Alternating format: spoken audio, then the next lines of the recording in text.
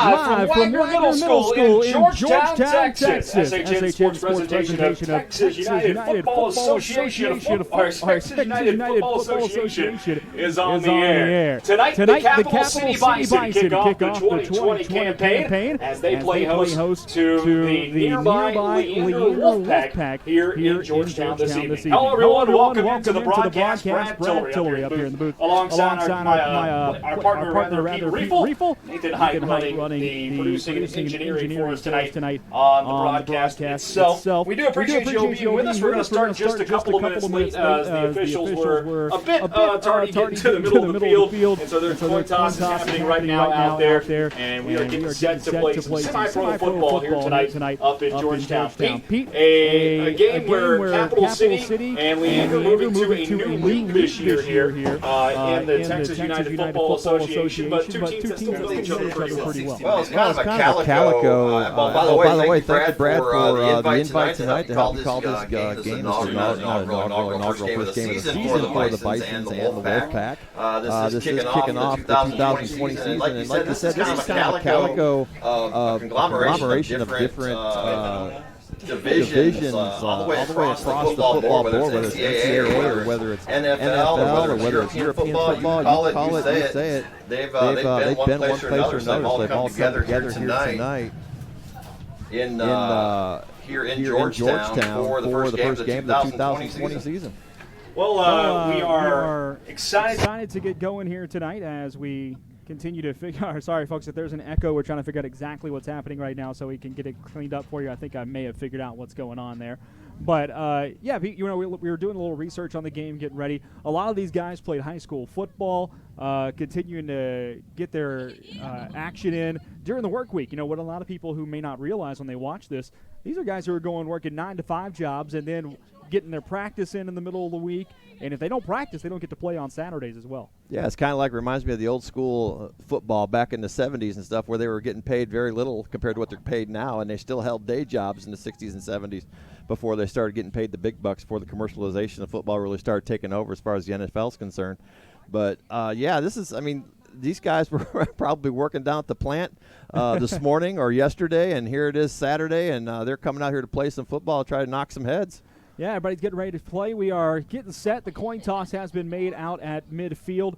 The referee's getting set out there around the 35 to our right as well. Game got moved up here to Wagner Middle School in Georgetown earlier this week due to some facility changes, but we are getting set for ball here. Nice little crowd on a chilly evening here in Georgetown. 56 degrees, temperature falling a little bit of wind out there too. So it was kind of windy, yeah, absolutely, and it's definitely a chill in the air. It's 55 on the weather there, but it's probably feeling more like 45 or 50 out there with that wind. And we were a little nervous there at the beginning because we didn't know if the officiating crew actually got the memo on the venue change. So we were like sitting here sweating it whether or not we should go on the air, like you said. And finally we saw them starting to trickle in, but looks like we got a full complement of officials here getting ready to start. I know we were talking about some of the action in this league, up to 20 teams in this league across the state. Yeah, too, right? It was crazy. I didn't expect that because I was talking to a gentleman earlier and he said there's like 8 teams. So obviously they probably haven't divided up into divisions. But then I went on the website and I looked at the schedules, and it looks like they're scheduled. Everybody's scheduled to play everybody. So it looks like it's kind of a winner-take-all type thing. Well, we are going to step aside. It looks like we're going to have a national anthem, if I'm not mistaken, by the way the teams are lining up on the field here. And once they do that, we'll step aside, let you hear that, and come back here for kickoff tonight between the Capital City Bison and the Leander Wolfpack, played up here in Georgetown, Texas. So glad to have you all along. Stick around here on SHN Sports. More football action on the way.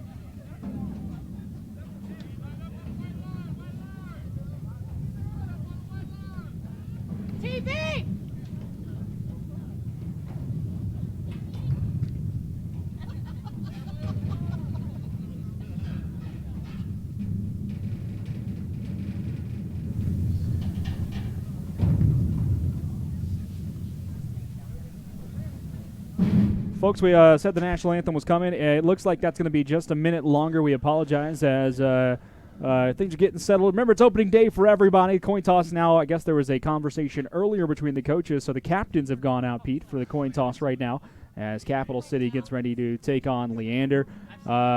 These two teams, like I said, they know each other, played before in their old conference, now moving over to a new league. But what's cool about this is a lot of guys who played high school football. It's a lot of guys who played high school football against each other, too. So, you get some old rivalries, maybe 6-7 years ago, you still get a chance to knock heads on the field and have those re-happen again. Well, earlier I was going back and forth to my car getting some equipment, and I noticed that a lot of these guys were buddying up, high-fiving, giving each other hugs and stuff, because you're right, they are a lot of people that know each other. But something tells me that those gloves are going to come off as soon as they cross that sideline onto the gridiron tonight. So, and then they'll be right back at it after the game, probably going down to the local pub or whatever and enjoying a cold one together. Yeah, talking about some old times. Looks like let's see, we have a deferment, and we'll try to see exactly once they switch sides or who's gonna get the ball. All I saw was. Okay, so it looks like Leander has won the toss and deferred. Capital City will receive the ball and move left to right as you watch and listen here tonight to start the ball game here, and Leander will get the second half option, we should say. It's not second half kickoff. You do have the option to kick it away if you want. Absolutely. Happened actually early in the NFL. Somebody last year, actually had to. I remember a referee said, "You want to receive the ball, correct?" Just to make sure they didn't say the word option. We're going to step aside now for the national anthem.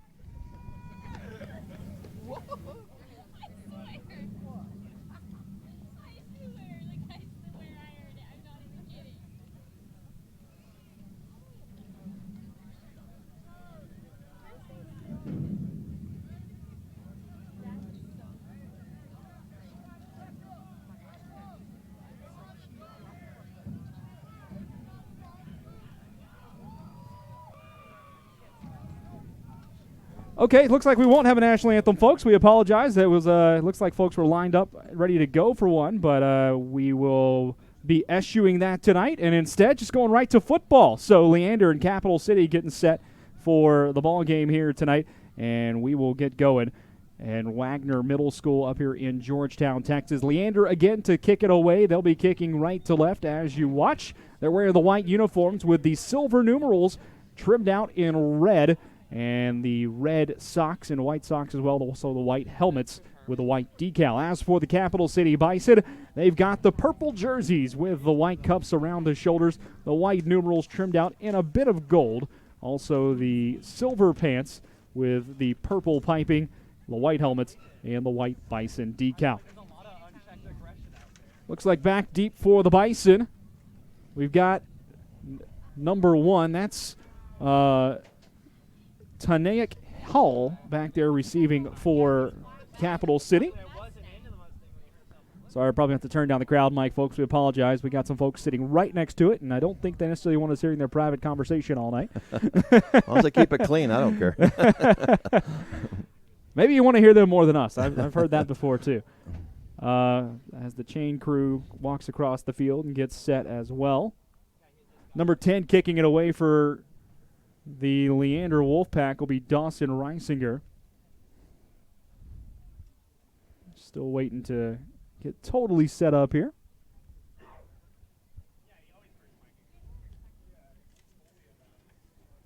And we're going to be ready to go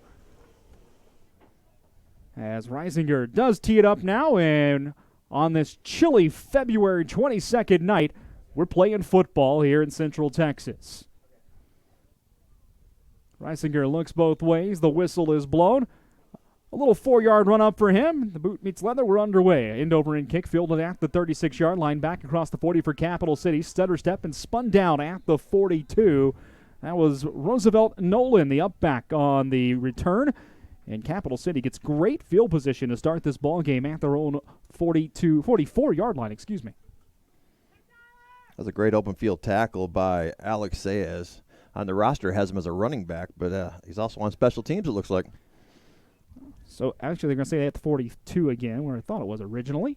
Just underway, they are 15-minute quarters here. So we do play full NFL and college time quarters. Looks like it's going to be a stop time clock tonight. That was questioned. Capital City going in a 4 wide receiver set with a man in the backfield. There's the snap back. Number 10 is the quarterback. That's Tyler Bland. He goes deep down the right side. Intercepted on the first play of the season at the 25. Back down the sideline to the 50. Down to the 40 with a convoy of blockers. Cutting across field at the 40. Back to the 35 with a flag down, and he's hit at the 35. Taken down by the quarterback Boyd, but intercepted and returned there by the defensive back Kobe Barton.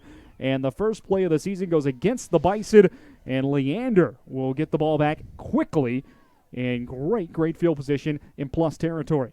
Well, Tyler Bland really tried to air that one out. It was about a 35-yard pass, but the receiver just did not turn around in time. And number 16 for the Wolfpack, we don't have a name for that. Yeah, we do. That's Kobe Barton. That is Kobe Barton. All right, there. He was the interception that came all the way back across. Well, we'll see what the flag is. They're going to mark this back about 10 yards from where the final spot of the foul, or the final play was taken down at 35. So back to the 45, but still amazing field position here for Leander as they get the ball in plus territory. And for Leander, they will set up in a 4 wide set. 3 receivers at the top of the formation, 1 here on the near side. Trying to get you a quarterback, name the numbers. Leander's number is a bit hard to see. That's number 14, the man Wesley Geisler. He drops back to pass. He will throw deep down the sideline, and that will be picked off by Capital City inside the 10. So 2 plays, 2 interceptions. Capital City coming up with one right around the 8-yard line, and it was picked off by number 32, Dominique Smith. Both teams trying to go deep. Yeah, that receiver ran right into double coverage, and I think Geisler tried to put more on it than he actually had. I'm trying to find a flag somewhere on the field that kind of gives us an idea which way the wind's blowing, because I think that's going to become a factor here early in the game. So Capital City and Leander trade interceptions, 2 plays, 2 turnovers so far in this ball game, and Capital City now puts the ball in play at their own 9-yard line. Well, I guess if you want to put it this way, after 1 play, one play for each team, Capital City's lost 33 yards of field position, but that's about it. For the Bison, Tyler Bland back out there at quarterback after the initial interception. 4 wide, 2 on each side. Turns around, hands it off up the middle, and through the hole goes Capital City. A big hit there up the middle, and a short gain of about 2 on the play. Didn't see who got the ball. A little bit of talking back and forth. We'll try to get you the number on the running back. I think it was their halfback, that number 8, Dano Garner. Yeah, they call him Tex. Dontaex Garner. Yeah, Dontaex Garner, but we just call him Tex. Yeah, I like Tex better. That is actually, looks to be number 6 in the backfield, excuse me. So that's Eric Walker, the running back, with 4 wide in the formation again. Man goes in motion. That's Driver. It'll be handed to him on the end around, and he gets out to about the 14-yard line, bringing up 3rd down and 5 to go.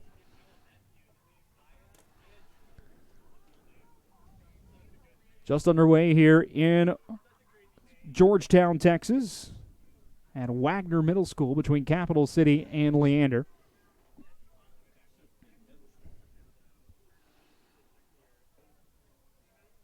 Third down, 5 to go. Almost a late substitution. Now they have to come back with Capital City. Big wide receiver here on the near side for Capital City. That's actually a listed tight end, Desmond Hill. A bit of a mismatch on size if the Bison want to go after it.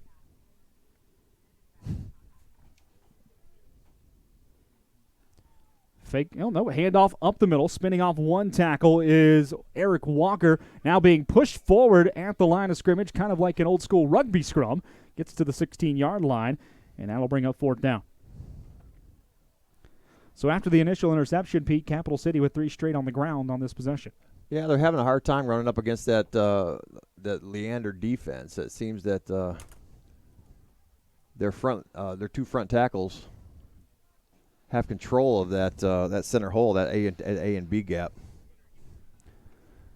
which both those plays tried to go that left side. The Bison will send Justin Cox to punt it away here. As for Leander, and I apologize, folks, for a little slow getting numbers on Leander. They have very bright numbers on a very white uniform, and that is a bad combination for a broadcaster.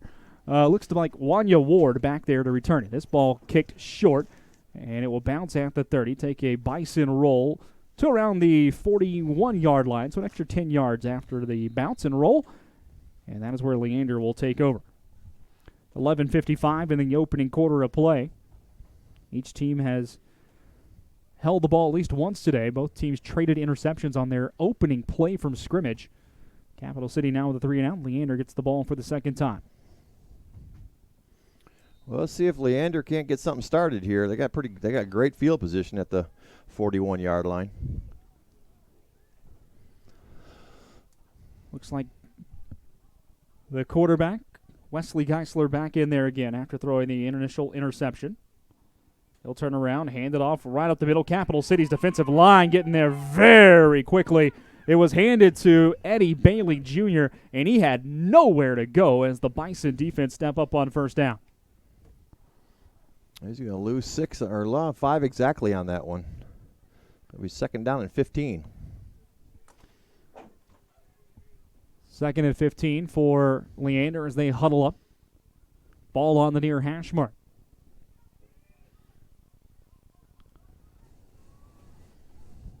Geisler with 4 wide in the set, 3 on the far side, 1 on the near. In the pistol formation. He will hand it off again, stutter step at the 50, and one more time the Capital City defense comes up with a big play, another tackle for loss. That one goes to Tanaic Hill, and here comes 3rd and very long.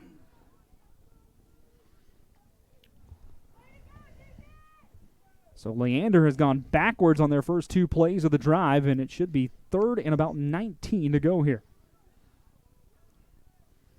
Well, Leander having a hard time getting something started here.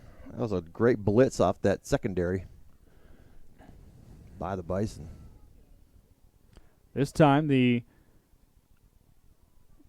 Leander Ball Club will empty the backfield and go 5 wide. Bison showing blitz. They do bring the heat. Geisler scrambling out to his right, able to avoid one rush. Now he's going to take off and run it. He's tackled at the 50, ridden down out of bounds. Opportunity maybe for a flag for a late hit, but they will keep it in their pockets to the referees, and here comes 4th down. Gain of about half a yard on the play.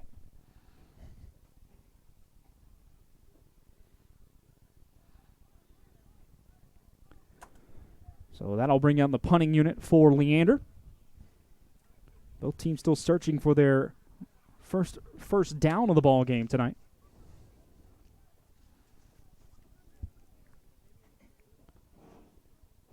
Number 3 back there to punt is Wanya Ward.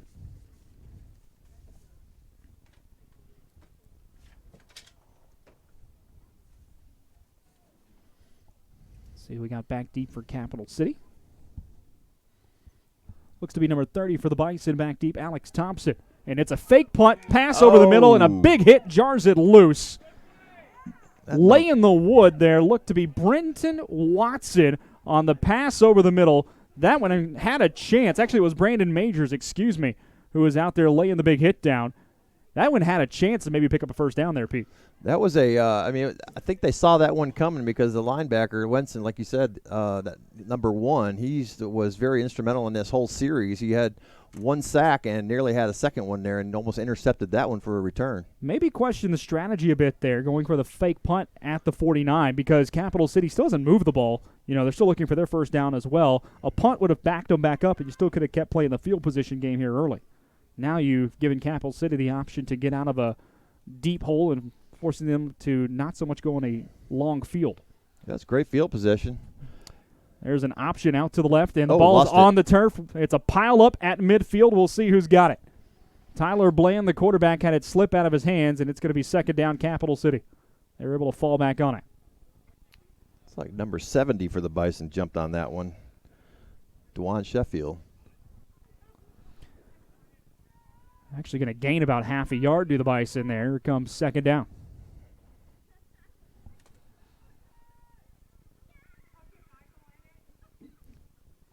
Two backs in the backfield, and bit of an offset style strong side I, but not really an I formation. There's a fake handoff and taken down for a sack back there. Tyler Bland just couldn't get away from the rush, and here comes 3rd and long. He's definitely struggling this first quarter. I mean, he just can't get his offensive line on the right page because the Leander Wolfpack is just penetrating without any resistance whatsoever. Well, we've talked about it too. All these guys, they have day jobs. It's hard to get practice time in, and when you don't have enough chances to get reps in and get practice in, it's not uncommon that an attacking defense will get an advantage in that respect because the offense may not be, especially first game of the year, in total sync with each other. Well, they find themselves 3rd and long here at the 45-yard line. Split backs now. Bland will send a receiver out wide, and here's a timeout called by Capital City. 8:48 to go, opening quarter. Still looking for our first point to the ball game here. No score between the Leander Wolfpack and Capital City Bison. And the season opener of the Texas United Football Association schedule. These two teams will also meet again later this year here, Pete, over in Leander. But tonight, the opener, both teams looking to get going with the season. And you can see the rust kind of got to be knocked off a little bit here in the opening week, right? Well, the defenses look like they're pretty well matched up because they're both being equally as devastating on both sides of the ball with lost in yardage and interceptions and returns. But neither one of the offenses on either side can get anything generated because of because of the ladder. Just the defense, are just holding tough. The Bisons are going to have to figure out a way to stop that Leander defensive line. It'll be 3rd and 14 for the Bison when play resumes here as both teams retake the field. Bison have now used their first time out of the ball game, or the half, I should say. See what they decide to come out with. Oh, Tyler Bland, being a Georgetown native, he played Georgetown High School back in 2012. Wasn't a lot of stats on him. Didn't look like he got a lot of time that season. He only played like 5 games, according to Max Preps. But the Max Preps is known for not being the most accurate platform for statistics. But nonetheless, he's back in his hometown trying to make a mark. Man in motion split for our split receivers, 4 on each side. There's a throw deep down the left sideline. It is just out of the reach of the intended receiver. Incomplete. Bland showing off a bit of a nice arm there. And just couldn't come up with it. Looked like it was intended for number 28, Drake Williams. That was about a 45-yard hurl for the young man. Incomplete pass brings up 4th down in Capital City. It looks to be will elect to punt this one away and play field position, something I think is pretty wise right now. Well, we'll find out here really quick which way the wind's blowing, see how this thing hangs. Justin Cox can get a foot into it. He's a big guy. I saw him earlier kicking some field goals. It's pretty effortless, so he has the leg. We'll see how accurate he is on the punt side of it. Capital City a little slow getting set up here with this punt formation. Now they're ready to go. There's a snap back. Cox will put the boot into it. Almost got to it there, did Leander. This ball will bounce at the 35 and kind of take a sideways roll and is fielded at the 33 by Capital City. Down right there. And the Leander Wolfpack will take back over with 8:30 to go in the first quarter. Well, let's see if the Leander Wolfpack would be the first to strike, because so far, like we said earlier, this has definitely been a defensive game.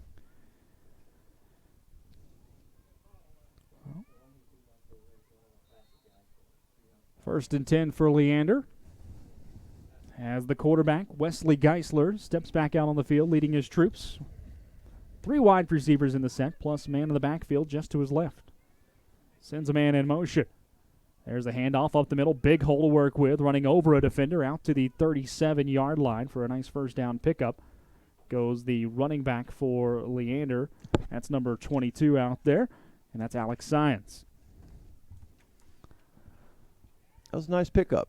Old school. He just tucked it, lowered his head, and just tried to get as much as he could, and went one-on-one with that middle linebacker. Picked up about 4. Here's 2nd and 6. Same formation for the Wolfpack.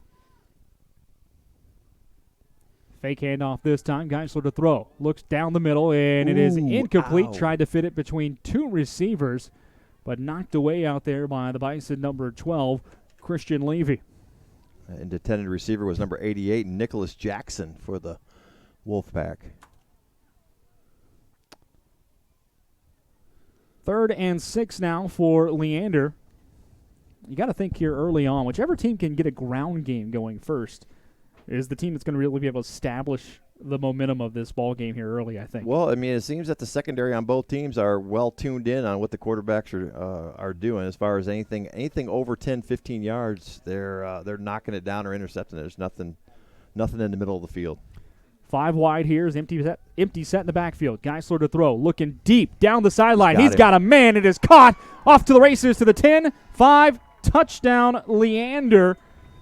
A long strike of 63 yards for the Wolfpack, and that puts them on the board first. Ball was caught by number 3, Wanya Ward. Now that was a strike right on the button in stride from Geisler to Ward, and he had separation by at least 3 or 4 yards on that free safety back there. So he had him tuned in on that one, right on the heels of me commenting that nobody's established the air game yet, and he comes out and blasts a 54-yard or 64-yard touchdown pass. Leander's going to set up and go for 2 instead of trying to kick an extra point here. Geisler will throw a quick little fade route in the end zone, actually looking for a little in-cut route. It was incomplete, intended for the big number 84, Dalton Flowers, so the extra point no good. And your score, with 7:40 to go here in the opening quarter, the Leander Wolfpack lead the Capital City Bison by a count of 6-0.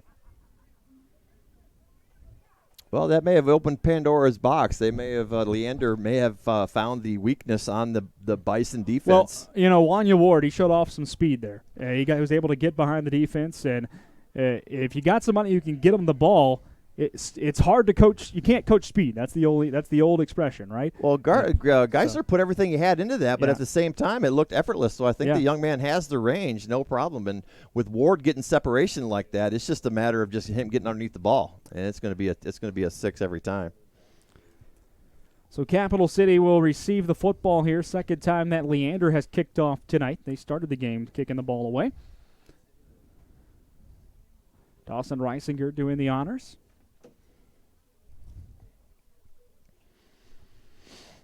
Last time it was a short kick, and this time Capital City will bring the return man all the way up to the 27-yard line to stalk it. Looks to be DeLandian Driver. This is a very short one. I think it was actually an onside kick attempt. I had looked away for a second, folks, and it's recovered by Capital City right near midfield. Well, that went right about as far as his first kick did to start the game. So I'm not sure if that's his forte as far as being the place kicker tonight. So we'll just have to keep an eye on that and see if throughout the game it gets a little more distance or whether it was strategic in that as far as that's concerned.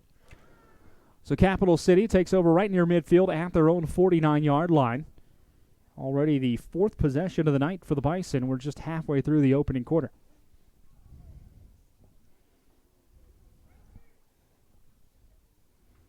It's going to take Bland trying to.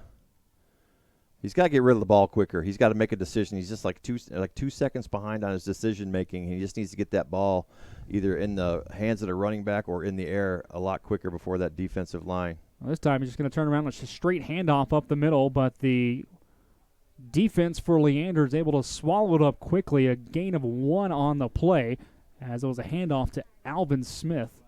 And a late flag coming in, some pushing and shoving after the play. One of the players has their helmet off out there, having to be held back. We'll see what the flag will be for.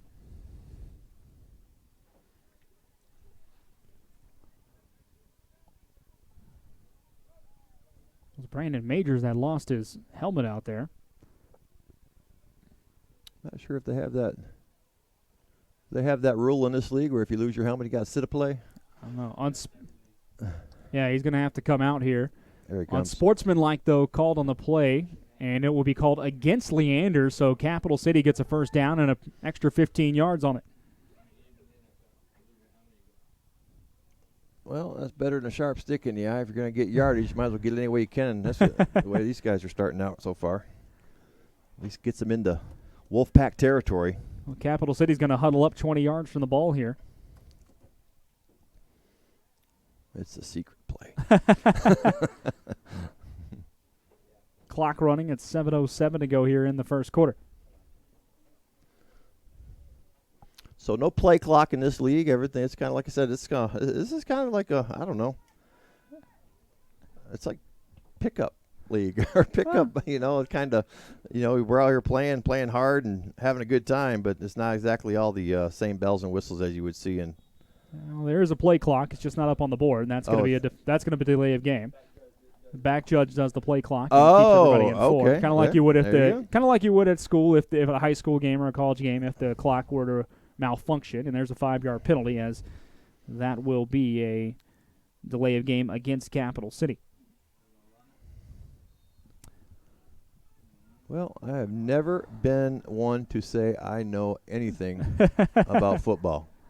Ask my partner, Scotty Martin. He will be the first to say, yeah, you don't know nothing about football. You can talk. Back to pass. Ooh. Bland looking to throw. Now he's going to tuck it and run out to his left. Able to squirt through a couple of attackers. Does a stutter step, rather. And this time he's out to the 37-yard line. And big man number 70 for the Bison. Dwan Sheffield just laid out that that defensive end that was coming around to open up that slot for Bland to get that extra yardage. So Bland to the 37, able to get some of the penalty yardage back. Should be second down and 12 to go. There's a handoff, and that will go absolutely nowhere. Alvin Smith kind of just falls forward back to the line of scrimmage, but no more. I'll tell you what, when you look at the Leander defensive line, there are a lot of large men out there. Yeah, there's some big ones. There's some big ones. They're not, I don't think they're sitting on the couch or in the recliner on the weekends. They look like a couple of guys out there hit the gym quite on a regular basis. They're having their way so far with that offensive line of the Bison. Well, here comes third down and 12 now.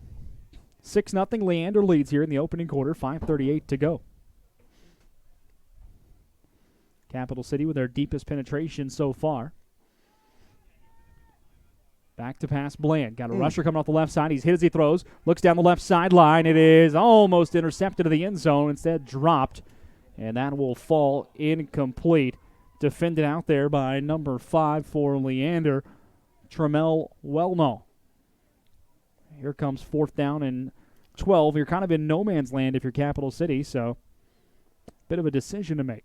That pass was intended for number 28, Drake Williams. Had a hand on it, but like I said, that tip almost got picked off. Looks like Capital City's going to go for it. Bland had a man in his face on that last play. Yeah, too, he did. I don't know how he didn't. Yeah, I thought he was going to get sacked. I thought he was going down, but he got it away just in time. Here he stands tall. 4 wide receivers. He's going to throw it deep again. Down the sideline. Man was forced out of bounds, and it is intercepted in the end zone. That's going to go for a touchback. Tell you what, DeLandian driver extremely unhappy with the officials. He thought he was forced out of bounds there and contacted the entire way down the sideline. And he may have an argument, but something to also consider. While it was intercepted by Leander, maybe not the best thing for Leander. No. Because they actually lost about 15, 20 yards of field position there by catching that ball. If they just would have knocked it down, they would have had 1st and 10 at the, 37-yard line versus 1st and 10 from the 20. But, yeah, there was a lot of contact there. And this might be one of those things, too, is that, they're going to let these guys play. They're out here banging, and they're letting them play. There's only been one flag so far this whole quarter. And that was for an unsportsmanlike conduct. It wasn't even really a contact play as far as in the play. It was more of just a unnecessary roughness type dealio. By the way, second interception thrown by Tyler Bland here in the opening quarter. Here comes 1st and 10 for Leander. Back to pass now, throwing down the sideline, or near seam rather. It's caught by number 8, Eddie Davis, on a nice little throw and catch from Wesley Geisler. That's a first down and a gain of 17.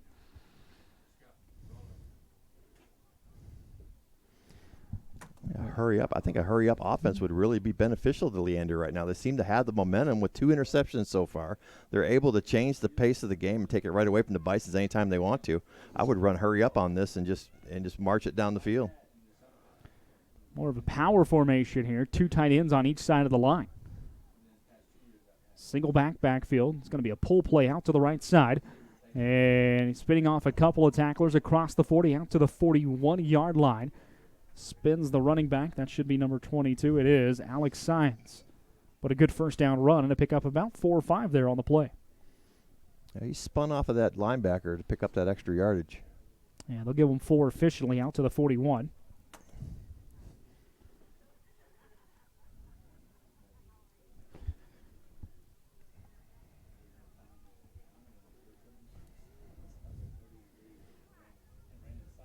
Second down, 6 to go now for the Wolfpack. 4:05 to go in the first quarter. They have a 6-0 lead over Capital City.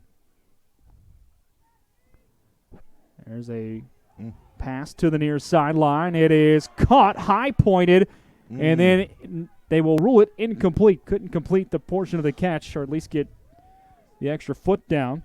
Dalton Flowers, the intended receiver, the big man. And here comes 3rd down and 6. So is this a 2-foot I think it's a 1-foot inbound 1 league, but I think they're saying he didn't complete the process of the catch. He didn't complete the catch, and he was kind of forced out of bounds. I think he landed out of bounds. It was a great catch. I mean, the guy has a height advantage. I guess that guy looks like that wide receiver number 84 for the – he's running about 6'6", probably. Here comes 3rd down, 6 to go. 3 receivers on the far side, 1 on the near. He'll throw out to his right. Geisler scrambling. Cuts up the field. Now he slips down, and he will be taken down in the backfield around the 38-yard line. A loss of about 3 on the play, and here comes 4th and long. Meshach Williams on that pursuit and the backfield tackle for the Bison. Leander this time bringing out the punting unit. Last time they brought out the punt unit, they faked it. They were near the 50. Instead, I think they're going to likely kick this one away now inside their own territory at the 37. Looks like number 30, Alex Thompson, back to receive for the Bison again. 3:05 to go here in the first quarter. And the punt is away. High, long kick. Taking a big bounce at the 20. Bison are going to field it and bring it back. That's number 12, Christian Levy, coming across the field. The flags are down on the play on the block behind. Levy gets out to the 45. A little bit of a heads-up return, but it's going to come back on the penalty. Yeah, well, they were looking to down that ball. That young man just came out of nowhere, snatched it up, and ran it back for 30 yards. But unfortunately, it's going to be null and void because number 24 for the Bison, Dakar Williams, got flagged for a block in the back right there in the middle of the field about the 40-yard line. We'll wait for the official ruling here, but this is absolutely going against Capital City. The flags came down right as the hit happened around the 38-yard line. We will look like a bit of a crackback. There's a personal foul, and that's what it's going to be. Didn't see him coming and give him a chance to defend himself. Yeah. So that's going to mark 15 off. They mark it from the 40, so officially out to the 25-yard line is where Capital City will take over with 2:48 to go here in the opening quarter. That's about right where the punt was fielded to start with. It's right around that mark, yeah. I like the heads-up play, though, from Christian Levy there to pick up the ball and just take off with it. Yeah, I think he made that decision a lot earlier than we anticipated. That's exactly what. As soon as he saw that ball bounce, he made that decision to and it would have been an outstanding play if it wasn't for the block in the back. Alvin Smith stands to the left of Tyler Bland, the quarterback. Bland to throw. Quick pass over the middle, and that is bobbled incomplete. Intended for Delaney and Driver, but I like what Capital City tried there. They've been going it deep all night. This time a little quick hitter that, if he could have pulled it in, you got a first down or at least 6-7 yards positive. Yeah, let's just try to whittle away and just get those short those short slants, those short outs. It all adds up. Here comes 2nd and 10 now for the Bison.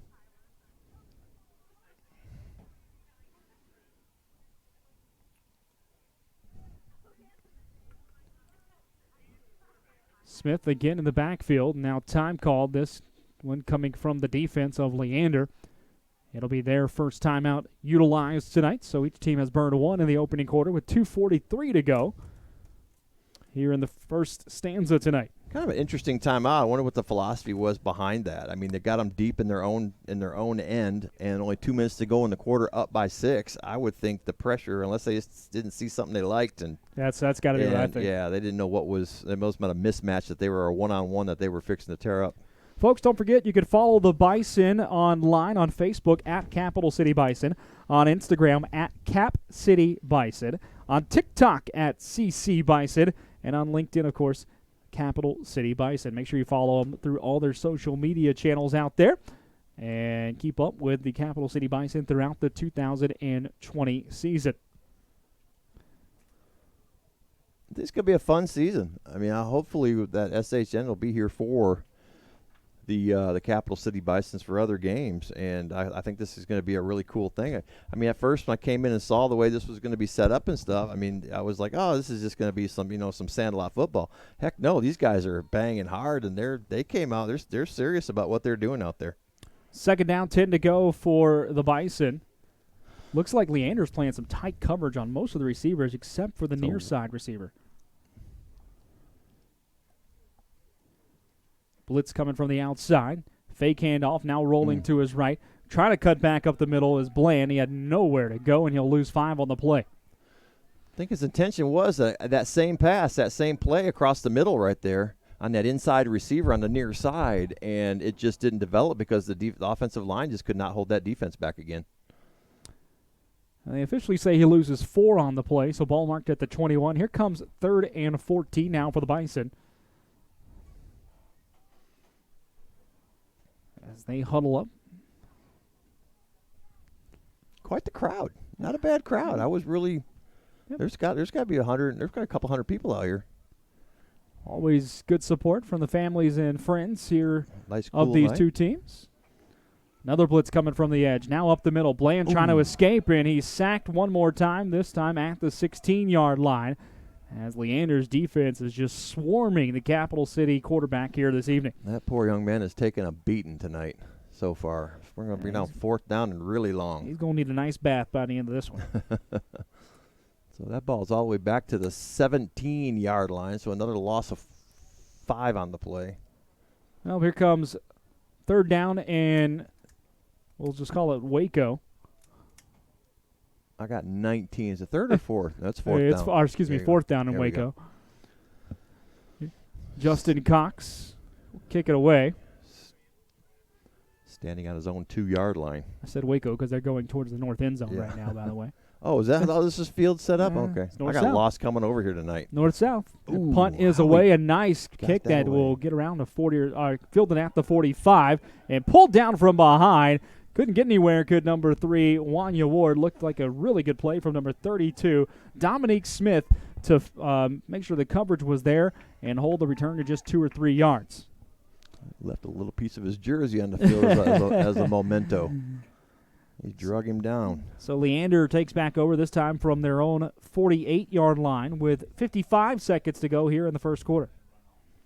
I wish we had more time to, look into these guys, because I'd be really curious to see the background of these guys, where they came from. Do they come from the NCAA? Do they come from, some kind of Division I, 2, or 3 school, or a JUCO, or maybe we have some older drafted or younger drafted NFL players that didn't make the cut or whatever. It'd be really interesting to know. Geisler hands that one off up the middle, now breaking out to left side, spinning forward, and that's a big pickup for Leander on 1st down. Jamari Carter Pegler Sr., say that one 3 times fast, will pick up the 1st down on a gain of 12 on the play. Well, he is the longest name on the roster. They're at the Capital City 41. Just the second time we've seen the chains move here tonight. 25 seconds to go in the first quarter, likely the final play of the frame. Man goes into motion. Now they're going to swing him back to the right. Throwback screen this way, and a great form tackle by Tanaic Hall, the linebacker, stepping up on Pegler Sr. And that'll be a loss of 1 on the play, maybe half a yard, and that'll also in the first quarter of play. After 15 minutes of football here at Wagner Middle School in Georgetown, the Capital City Bison trail the Leander Wolfpack by a count of 6-0 here on SHN Sports.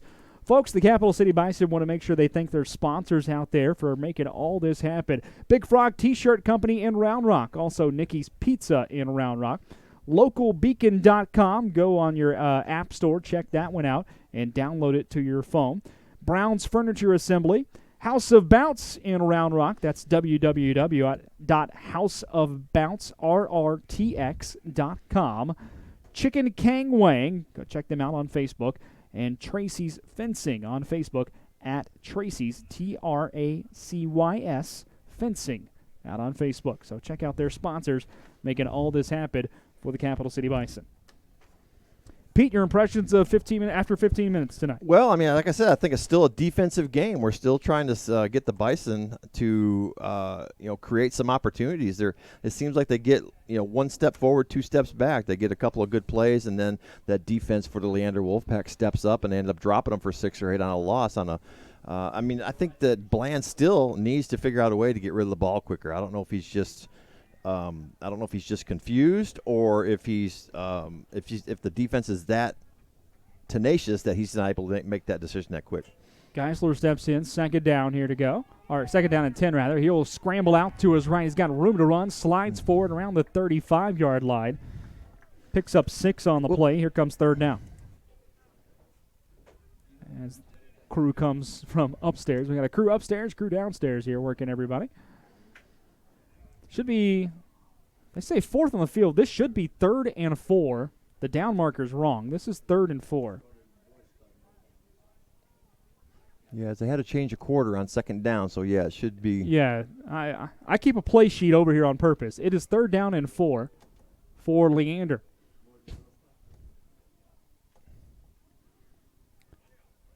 Four receivers in the set, 2 each side. Geisler to pass. Now he'll scramble forward, throw at the last second, and the pass a little too tall for the intended receiver, number 13, Vernis Dotson. Here comes 4th down. Whoa. Capital City's going to get a break. Folks, that was 3rd down. I'm going to call this like I see it. The first play of the drive was a first down run. The second play was a caught pass that was the screen play. The third play was the scramble to the 35. Well, it was second down on the scramble to the 35. The third down play was the pass just now. This should be 4th down for Leander. Yeah, so. Yeah, but at the same time, I don't see any coaches coming onto the field yelling Mayday either, so I'm not sure what's going on here.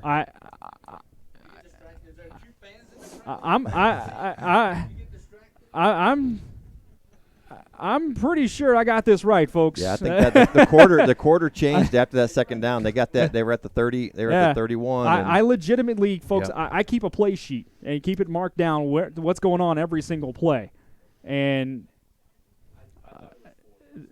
this should be 4th down coming up. That should have been 3rd down that just happened, but the Bison will catch a break. Huh.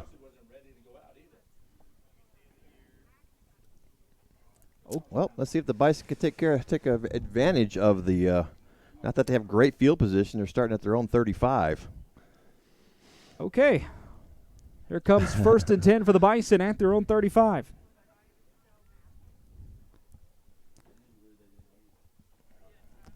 First and 10, Capital City. Tyler Bland at quarterback. 4 receivers, 2 on each side for the Bison.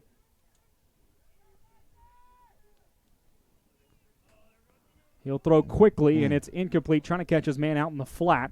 That was Drake Williams, the intended receiver. He got rid of that one quick. He had to. He had to. Still, again, another defensive lineman in the backfield there quickly. It's every single play, it looks like the Leander defense is bringing one extra rusher just to throw the timing off for Capital City, and it's working. Yeah, they've blitzed almost every defensive play tonight so far, one way or another, either whether it's secondary or whether it's a linebacker blitz. Here comes second down. Man goes into motion. That's Tex Garner. Back to throw again. Bland will throw. He hits Garner out of the backfield. The big man with the football. Sidesteps one player, but cannot get past the second and third defenders. Out to the 37 is where it goes. A short gain of 2. And here comes 3rd down and 8.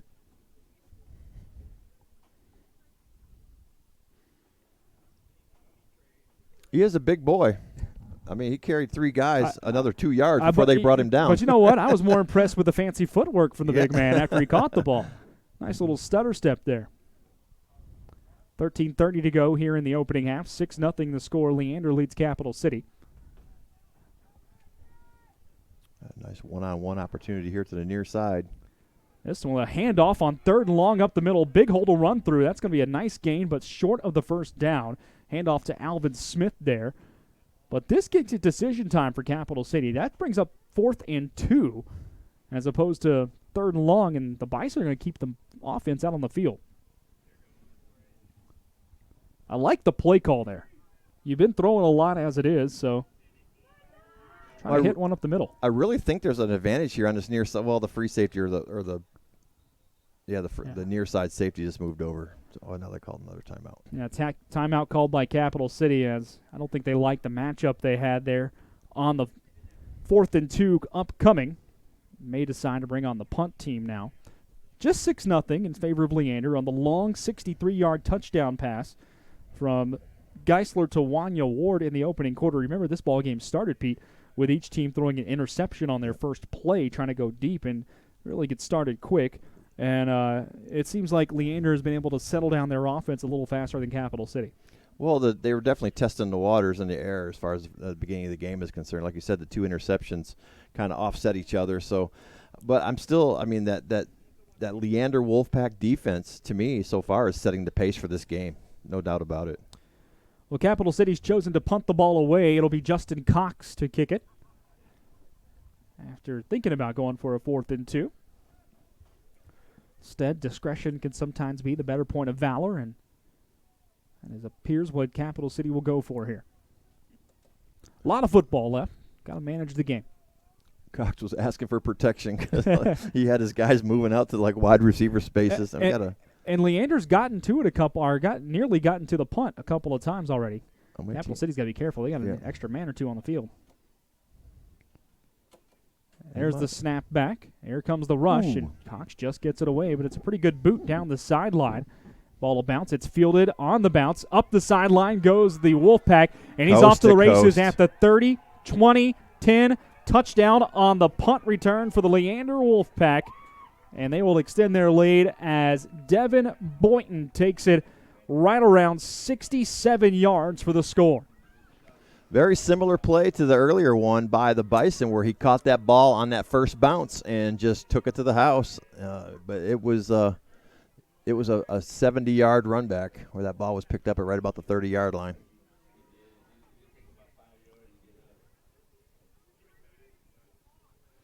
Well, let's see if the Wolfpack decide to go for 2 again as they did earlier.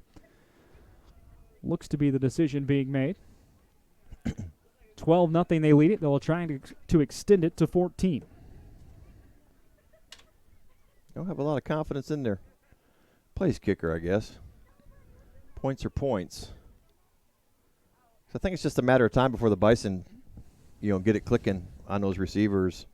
Geisler goes under center here. He's going to look to throw. Same play as last time on the 2-point. This time he throws short of the goal line, and it's caught but stopped about half a yard shy. Looked like Tanaic Hall coming up with the big tackle there to hold the 2-point conversion out of the end zone. So your score now with 12:32 to go in the first half.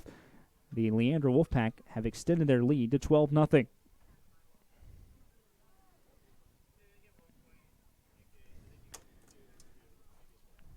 Well, maybe the Bison are a second-half team. Hopefully they'll come out, have a little heart-to-heart during the halftime, and still got 12:32 to go here in the opening, or in the first half too. It's a lot of football to play here. Still early in the second quarter.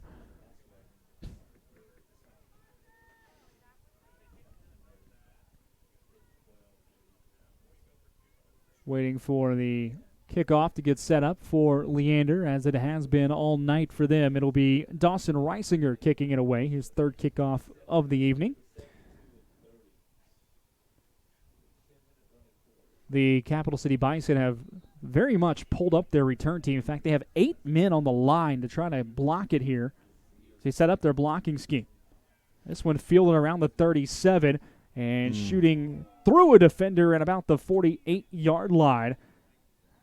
Try to get you a number. Just It's like number 28. Number 28, so that would have been Drake Williams on the return. And he made sure that he made sure those guys paid for that one because he put 2 Leander Wolfpack guys on their back when they tried to hit him. He went in there full force. Oh, there is a flag on the play. That might be offsides where it was set, where it was thrown here. So that's the 3rd short kick. So I'm not sure if they're just trying to do that pooch kick, which doesn't make a lot of sense to me as far as giving the opposite team great field position every kickoff. But that might be all the young man has. I'm not sure exactly the strategy here, but it looks like it's going to go against. Yeah, the flag's going to go. It's had to be an offside where it was thrown, right at the line of scrimmage where the kick was. So Capital City takes over at the Leander 46 to start this drive. With 12:27 to go in the quarter, man goes into motion. There's a handoff up the middle and back to the line of scrimmage, but no more for the Bison. Looks like number 33 on the carry, Justice Thomas. That number 8 that went in motion. That's Tex Garner. Yeah, we've seen him a few times. That is a big boy to put in motion. If they were to give him something on that, like that pitch, that underhand pitch right there in front, he could have turned that corner and just bulldozed his way for 5 easily. That's a big boy right there. He's agile. I'll put the unstoppable force in motion and see what happens, right? There goes another man in motion. That's Delandian Driver. Snap is low and diving on the football and keeping possession. Tyler Bland. He'll lose about 6 yards on the play, though. Back into Capital City territory. That young man has just been under pressure the whole night, and having a bad snap doesn't help matters. It was at his ankles. Just couldn't wrangle it. So ball spotted back at the row on 48 for the Bison. Loss of 6 on the play brings up 3rd down and 16.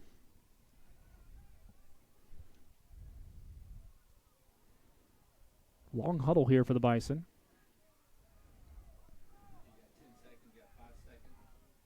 Bland's setting up. You got to hurry up. And there's the delay of game from the back judge.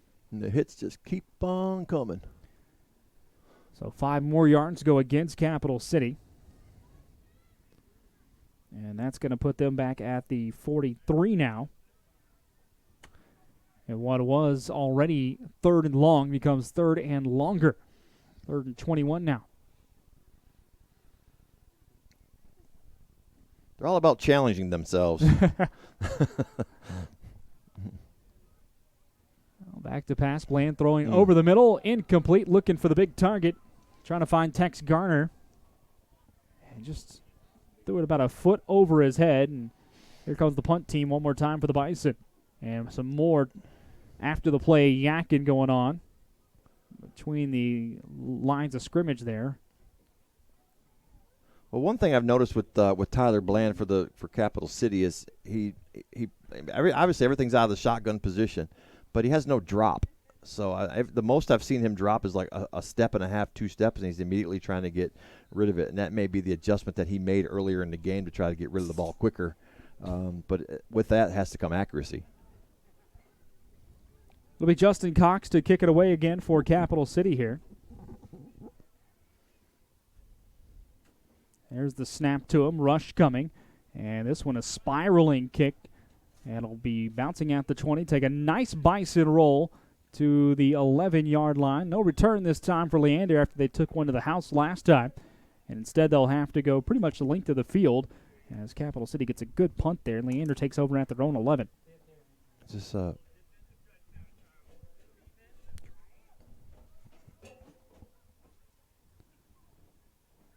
So Leander in their own territory, deep with 10:27 to go here in the first quarter.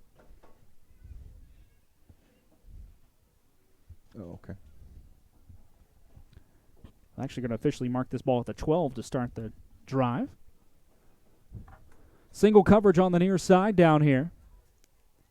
Leander in a heavy set, just 2 men out wide, 1 on each side. Single back, they'll hand it to him, and Capital City gets to the running back right away for a loss of about 3 on the play. Nice job by the swarming Bison defense. Here comes second down. Looks like he's going to give him 2. We're going to officially mark him down around the 9 here.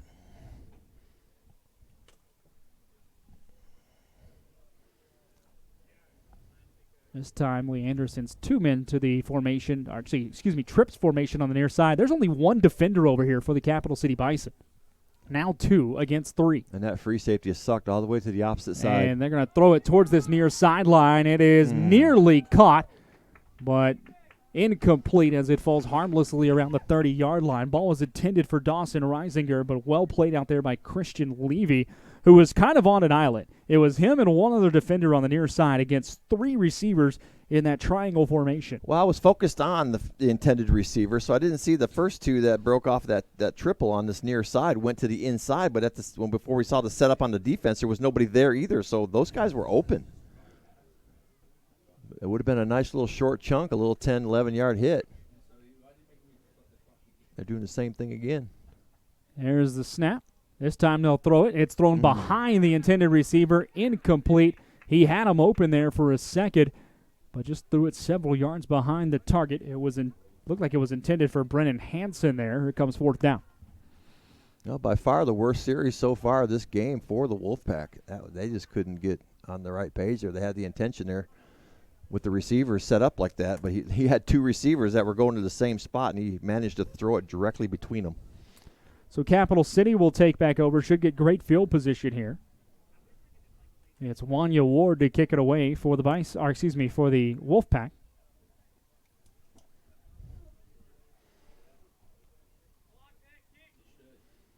There's a snap wide. It is nearly blocked by Capital City. This ball is going to take a hop. It is fielded at the 50 by Alex Thompson. He is upended, though, right around the 44, 43-yard line. Woo! That young man threw his arm up like he was tossing a bat. He just like hit a home run. 33. So Capital City is going to take over, though, at the Leander 43-yard line with 9:11 to go. Carlos Woolery with that upended tackle there. Well, Capital City, I'll tell you what, the Bison have had some great field position at times tonight. Might have yet to be able to cash in. 12-0 your score. Leander leads it. I think Tyler Bland is due. Let's see what happens here. This time they'll send a man in motion. 3 receivers on the near side now. Bland hands it off right up the middle. Big hole for Capital City. Out to the 30-yard line goes number 34, Roosevelt Nolan. And there's going to be a flag, and it's against the defense. So Capital City is going to get their first down of the night that does not come via a flag.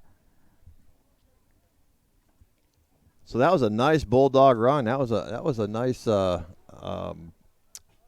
Earl Campbell run. He just lowered it down. He's got those short, choppy legs. I mean, he just kept it turning. He picked up 10 on the play, and Capital City's going to get some extra yardage after the play is over. That must have been a personal foul. They added 15 to that one. Yeah, ball's going to be spotted here at the 15. 1st and 10, Capital City. First time they've been in the red zone tonight. Let's see if they stick with the run game. They do this time. Number 34 again takes the handoff. Roosevelt Nolan. He'll be tackled from behind after a short gain, maybe actually no gain on the play back to the line of scrimmage. That's just a running back name, Roosevelt. That's just a running back name if I ever saw one. 2nd and 2nd and 10 they are to go here. Capital City with a couple of substitutions as Nolan comes out. They will bring in big Eric Walker to take his spot in the backfield. Let's see if they stick on the ground. 4 wide receivers, 2 on each side. Has been kind of the standard set for the Bison tonight.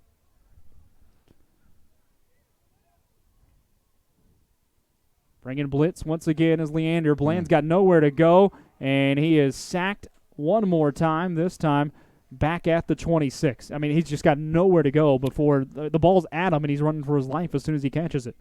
Oh, it looks like they're going to give him an incomplete pass on that. I'm trying to figure out where they're spotting it. They moved it forward. The clock's running, so the referee's motion for the clock to run. I think it's going to be a sack for sure. They're just going to mark him at the 20. So that brings up 3rd then? 3rd and 15. Again, driver in motion.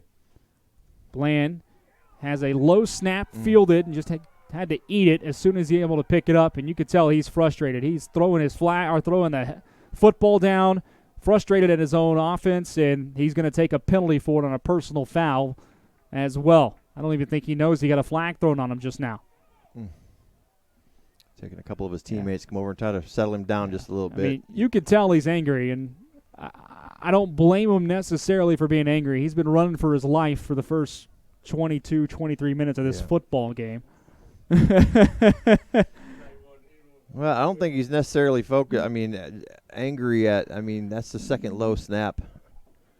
Whether that's the regular center or maybe it's somebody that had to step in for this game to start the season out. But yeah, he's definitely frustrated. And it's taking one of his teammates, take him off to the side to settle him down. Just because if your quarterback loses his mind during the game, then that's not good. Well, Capital City has the ball back about where the drive started now at their own 40-yard line. This drive started at their own 43. They had some penetration all the way to the 15, but all the way back now after some penalties and a couple of sacks. That one almost blocked again, but Cox able to get it away. It'll take a big Bison bounce. It is fielded at the 5. That's a live runner in the end zone, and that's going to be a safety. It should be, unless they give them forward progress at the 1 or 2. And they're going to give them progress. Wow. Okay. So no points for the Bison, but it looks like the referees will give forward progress out to about the 1-yard line before he was pushed back into the end zone.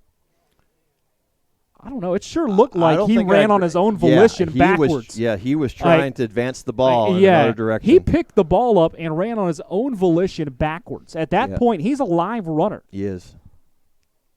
He was trying to advance the ball by changing directions. They moved the ball out to the 3 here. That's okay. 6:42 to go in the opening quarter, or opening half, I should say. Still 12-0 Leander. Well, looks like Capital City's going to bring heat. They do. Ball handed off over the left side. That's a big hole out across the 15 to the 19-yard line. Capital City tried to sell out and stop the run and couldn't do so, as number 24, Eddie Bailey Jr. picks up the first down on a gain of 16. They opened up that outside with that push on that left tackle. Created that gap for the gain. I formation. Here's a pitch out, this time to the near side. Bailey with the ball again, switches the hands. He breaks one tackle, goes back the other way across the formation to the 25, out to the 30. He's got room down the sideline to the 45, across the 50. It's a foot race at the 40. He's pulled down from behind finally at the 35. There's a late flag. That's going to be a horse collar as well. A heck of a run by Eddie Bailey Jr. for the Leander Wolfpack, and a big gainer there. That's going to tack 15 on to the end of the run. If that, it looked like he had him by the jersey, but I guess he had him by a little too high on the jersey. Yeah, I think this is going to be a horse collar tackle.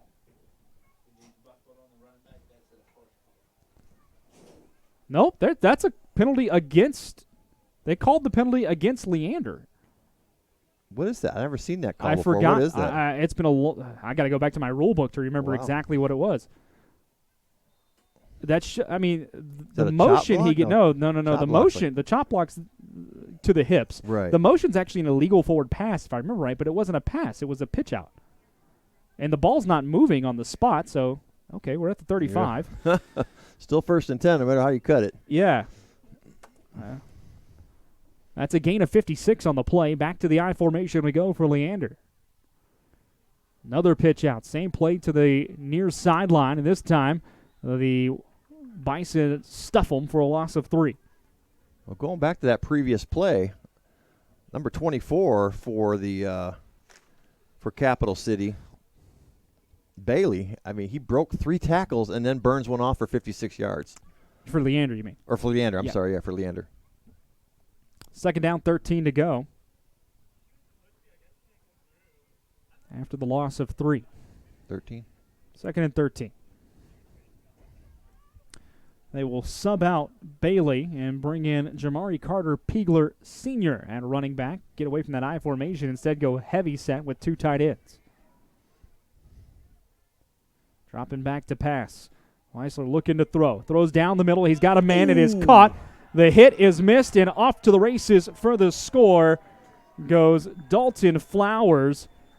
And tell you what, whoever went for that big hit is also hurt on the play. We'll hope he's okay out there, but he went for the giant jarring hit across the middle, did number 20, Tarquinius Sanders.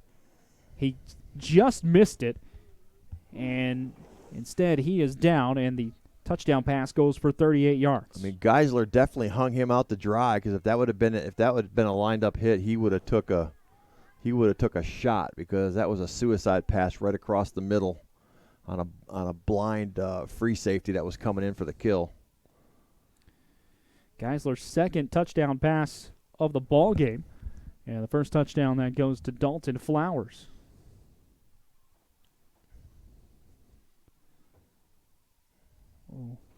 Wait while he's being attended to out there. Now he's able to run off the field himself. I said that was number 20 earlier, my fault. That's Alex Thompson, number 30, running off the field, who went for the big hit.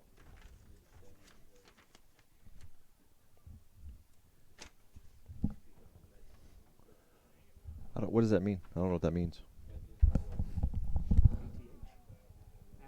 Oh. 18-0, Leander leads it. I didn't realize it was that simple. Oh, they made up a new position.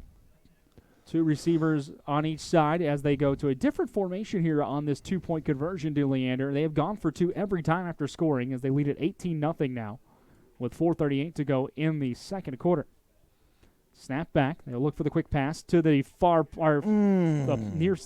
far pylon on the front side. It was incomplete, right in the hands of the intended receiver. He just dropped it. Yeah, it was wide open. Nobody within 10 yards of him. So 18-0 your new score for the Leander. I keep forgetting their nickname. Wolfpack. For some reason, I keep wanting to say Wildcats, but it's the Leander Wolfpack against the Capital City Bison here. They're up 18. You can probably call them pretty much anything. I mean, the Bison look like Wildcats. They wear the same colors and jerseys as the Elgin Wildcats. Identical uniforms. 18-0 as Capital City is going to have to get it going here. Trailing in this season opener tonight as we play at Wagner Middle School up here in Georgetown, Texas.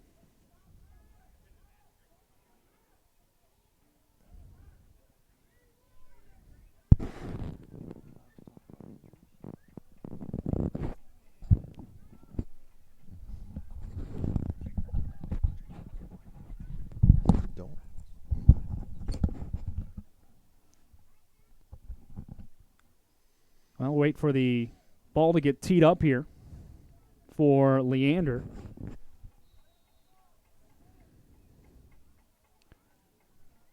Back to kick it away one more time. Dawson Reisinger, run up on it. He's been kicking it short most of the night. This time he puts a deep kick into it. Out to the 20 over everybody's head. Fielded out there by Driver. Dancing around. He's out to the sideline around the 30-yard line before being forced out there. Late flag came in as well on that far sideline, so we'll see what happens. Caught Driver on his heels. He had no idea. That thing went over his head. I think it caught everybody in the stadium on its heels there. Everything up to that point have been 10, 15-yard little pooch kicks, and then he finally decides to let one go. And see what the penalty is and where Capital City will take over here.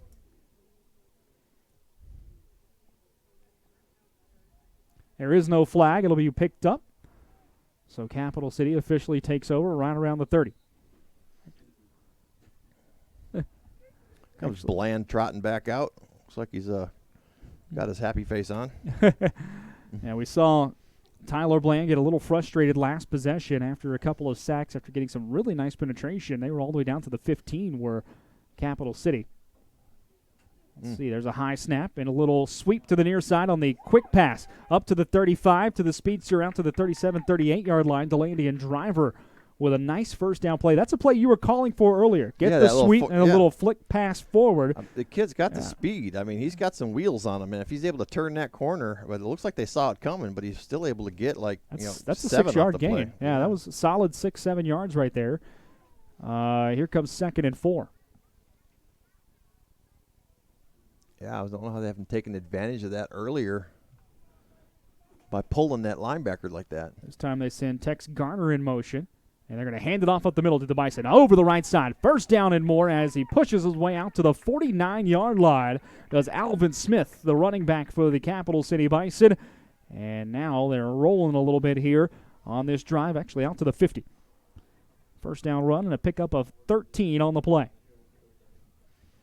It would be nice for the Capital City Bisons to get on the board before halftime, give them a little momentum going into the locker room. It's a pretty big drive. Don't forget, Leander gets the ball to start the second half. That's true. That's true.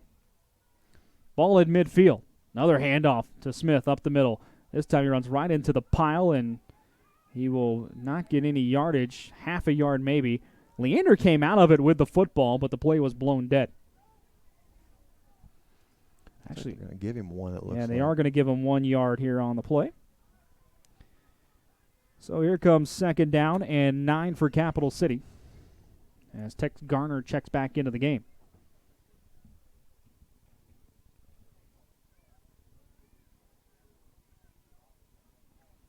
Garner in that up back position. Can't see who's behind him. I can't see a number. Looks like this guy in the near side defense. Oh, there he backed off. He was lined up in the neutral zone. Another handoff to the right side. Capital City keeping it on the ground. That's Roosevelt Nolan, who broke off a big run earlier. This time, though, he loses one as he goes back to the original line of scrimmage at the 50. And it's third down and 10 for Capital City. I think you see Capital City has realized they can't just stand back there and wing it here early in this ball game because of the defensive rush being put on by Leander. So here this drive, you've seen the sweep, you've seen the off-tackle runs a little more, trying to get the ground game and the short game going a bit. Well, it seemed that with those first 2 plays of this drive, they rattled off with the first down and were able to move the chains and get over into Capital City territory. But at the same time, that third down play or that second down play after those 2 runs would have been ideal to throw a little short slant pass to catch that those linebackers on their heels waiting for that run again. Minute 57 to go. Timeout called here on the field as Capital City has a 3rd and 10 facing them. During halftime, folks, we'll kind of step aside, play some music, and let you see the scenes here from Wagner Middle School before we are back with second half action here on SHN Sports. So glad to have you all along tonight as the Bison look to pick up a win here in the opening week. But if they're going to do that, they got to get going here pretty quickly. It's been exciting. A lot of opportunities. Obviously, Leander's taking advantage of more of the opportunities. But nonetheless, it's been an entertaining game, more or less. Yeah, a few big plays here. 3 interceptions so far in the game thrown, 2 for Capital City, 1 for Leander. Each quarterback actually threw an interception on their opening play of the game for each team. We've had a fake punt try. We've had a 63-yard touchdown pass. We've had a 67-yard punt return and a 38-yard touchdown pass. So when the scoring's happening, it's not happening from up close. They're all long shots. A minute 57 to go in the first half of play. Ball at midfield. 3rd and 10 for the Bison. Blitz coming. It's picked up pretty well, actually. Throw across the middle, incomplete. And there's a flag. I think that's going to be a late hit on the quarterback. And hopefully for the Bison, number 70, DeJuan Sheffield, didn't just cost them that 15 yards. Looks like there might have been a retaliation flag there as well. That's what you're worried about if you're Capital City. Because you had the free 15 on the late hit on the quarterback. And that one little shove to stand up for your QB, and I get the lineman always standing up for the quarterback, but you also got to keep your head sometimes because you would have had a first down at the 35. Looks like they're going to offset. That pass was intended for Desmond Hill, and he came away from that play banging his head like maybe he ran the wrong route because the ball was there and the ball was thrown behind him. The officials are working this one out. We'll see if they just call the late hit or if they're going to call the offsetting here. The official at the 50 has the ball cradled in his chest, trying to figure out where he's going to spot it. I think we're just waiting to see what it's going to be. Roughing the passer on the defense, the call on the first flag. And then after the play was over, dead ball, personal foul, unsportsmanlike against Capital City. So here's what that means. The first foul was during the play. That's a first down. Yeah. It would put 15 yards out there. The other 15 come marching back, so there's no movement really on the ball. It should be right at the 50, but Capital City gets a break and a new set of downs. Right. There you go. And that's exactly what they're doing. Just because the second penalty was a dead ball. Interesting. Did they flip it? Yep, they did. So it is 1st and 10. First down, Capital City at the 50 with 1:55 to go. Clock rolling here in the opening half. Bland to pass. He will throw near sideline. It's thrown behind the receiver, incomplete, intended for Drake Williams. I think Williams tapping his chest like that's on me. Maybe he ran the wrong route there. It looked like it was supposed to be a little stop comeback route. Or at least I think that's what Bland wanted it to be. Well, Bland definitely threw it to the mark, and there was nobody even close to that ball. Second down. 10 to go. This is the 6th play of the drive for Capital City.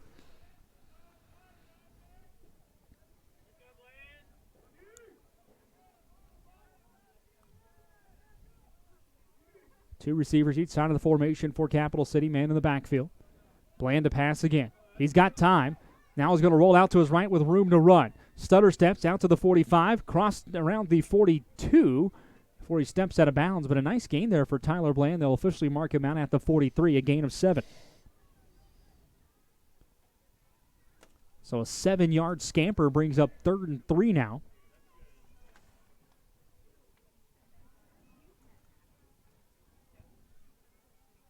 See how Capital City decides to play this. You're thinking this is a 4 down anyway.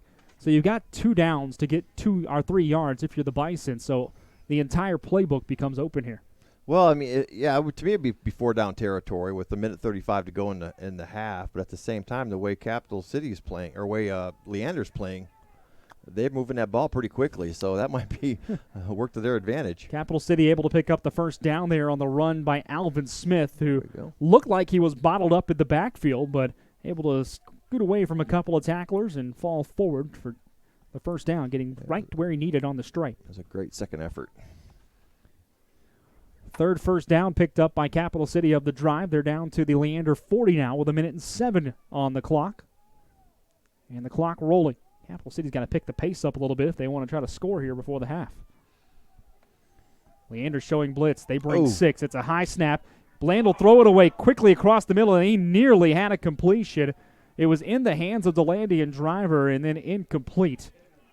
I mean, it hit him right on the number 1. He rifled that ball, but that was in dangerous territory because driver was surrounded by 3 defenders. But that ball had smoke on it. Here comes the 9th play of the drive now for Capital City, 2nd and 10. Ball spotted at the Leander 40-yard line. 18-0, Leander leads it. They have scored 3 touchdowns and missed the 2-point conversion every time. 53 seconds to go in the first half.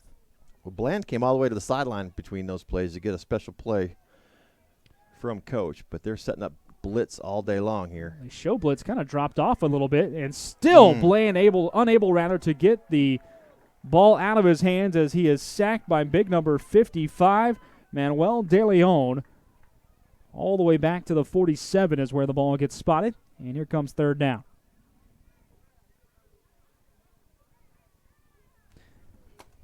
$17 to go, and Capital City they may choose to take their time here with 40 seconds left on the clock. Bland was going to air that one out because he had somebody, I didn't see who the receiver was, but he had somebody bolting towards the corner down here about the 5-yard line, but he just couldn't get his arm before he was swallowed up. Well, let's see how Capital City plays it. I would imagine Leander's going to back off here and just play deep defense, a little bit of zone. They only bring 4. They still are able to break the containment. Bland out running to the right and scampers out of bounds at the 42, takes a big hit as he steps out of bounds. The clock stop with 9 seconds to go. Here comes 4th down and about 12. Yeah, this might be one. Throw it back and throw it deep. The only problem is, if I'm Leander, I would keep bringing heat because if you get there, you're not going to have time to even try to throw it deep at this point. Well, Bland's been under pressure all night, so I can't imagine him trying to get off where's he at here, a 43-yard Yeah, 43-yard pass. 40 ball spot at the 42, 43, and timeout called by Leander with 9 seconds to go as they'll look to set their defense up. And I think that's got to be a conversation happening out there, Pete, as far as how do you play this if you're Leander. Do you decide to keep bringing 5 or 6 and just not even give Bland a chance to throw it, or do you drop back into zone? Up by 18, I think they bring the heat. I think they try to shut them down. I think they want to blank them this first half, so I think they're going to keep coming at Bland the way they have the whole half. Yeah, you also think maybe if you can force a rush decision by the Capital City quarterback, maybe you get a hit, maybe you get a fumble, you scoop and score, anything like that, right? So he's in kind of that no man's land. I mean, if he was like inside the 30 or at the 30 or something like that, I'd maybe say drop back for coverage because they're going to try to send probably 4 or 5 deep anyway. Well, this is going to be a Hail Mary to the end zone kind of play here with 9 seconds on the clock. So there's just 2 ways to play it typically. Right. And most of the time you'll see defenses play more of a prevent style, but what's becoming more and more in vogue over the last few years is actually bringing heat against the quarterback and taking away the option of really even getting the pass off. So they're playing back. They're playing off a little bit. Well, they're showing it. Now they're going to bring an extra man here. Bland will have time to throw down the sideline towards the end zone. It is incomplete, and that will fall with 4 seconds left on the clock. So Leander's going to get 1 play before the half. That pass is intended for Driver in triple coverage, but nonetheless, he had the separation, but the ball just wasn't there. So Leander gets the ball back with 4 seconds to go.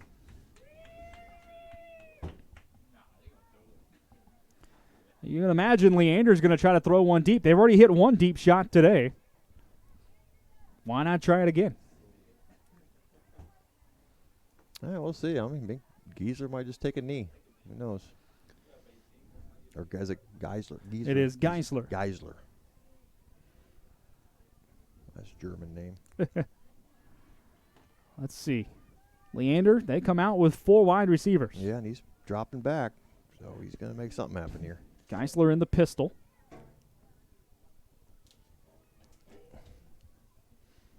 Likely the last play of the half. He's looking to throw. Capital City bringing the heat. Geisler steps forward. Now he's going to reset his feet. He finds a receiver at the 40. That ball's caught, but he's not going to have anywhere to go down the sideline and forced out of bounds there. And that is how the first half will come to an end. Your score after 30 minutes of football here in Georgetown. The Capital City Bison, well, they find themselves in a hole. They trail the Leander Wolfpack by a count of 18-0 here at Wagner Middle School in Georgetown, Texas. We got about a 15-minute halftime or so coming up, folks. We're going to step aside, play some music, just let you see the field that's happening in front of us. Once we do that, we will come back and have the second half of action for you tonight between Capital City and Leander here from Wagner High School in Georgetown. Stick around, folks. This is Capital City Bison football on SHN Sports.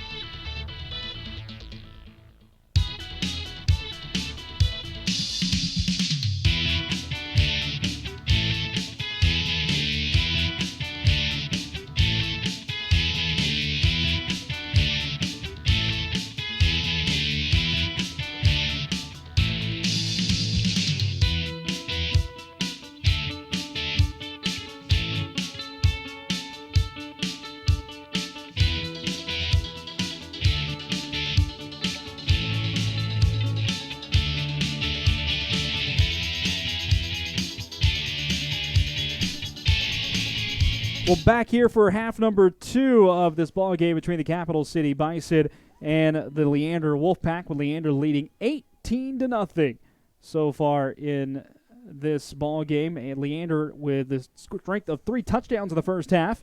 It was a 63-yard pass from the quarterback Wesley Geisler, to Wanya Ward to start the scoring off, making it 6-0 back in the first quarter. In the second quarter, a 67-yard punt return from Devin Boynton made it 12-0. He fielded a short punt that bounced up and just kind of took it the whole way himself down the sideline. And then later on in the second quarter, it was a 38-yard touchdown pass from Geisler to Flowers. Geisler's second touchdown pass of the ball game. 18-0 your score. Leander leads Capital City, and Leander will get the ball back here to start the third quarter of play. Brad Tillery up here in the booth with you. Pete Riefel on color for you tonight. Nathan Height is our producer engineer, running the camera for us, making sure we're running smooth so that way we sound at least passable. And you don't have to see us, which is a benefit to you as well out there, folks. Yeah. My mom always said I had the looks for radio. We're just waiting to officially get kicked back off. Pete, after that first half of play, what do you think the adjustments are, especially offensively, that Capital City has to make to get back in this game? Well, their offensive line is going to have to step up and keep that defense off of Bland, because Bland has just been took a complete pounding that first half, and the score doesn't only reflect it. But, I mean, the young man, I was really glad to see him return, because he left the field at one time not a happy camper. And he kept on going. He kept walking. I didn't know I didn't know if he was going to come back or not. But it took a couple of his players to calm him down. He came back and finished the first half. But hopefully with the Leander getting the ball this first start the third quarter here, there's an end over, be a challenge. Excuse me, there's Sarah. End over in kick field at the 22, up the middle. Oh, a high knee to the defender at the 38, and then tackled right around the 40. It was Jamari Carter Pegler Sr. with the Bruce Lee move on the return, and it's first down Leander. And MMA, they call that the Superman punch. But he hit him with a knee. It's not even a punch. It was like Bruce Lee flying in the old kung fu movies.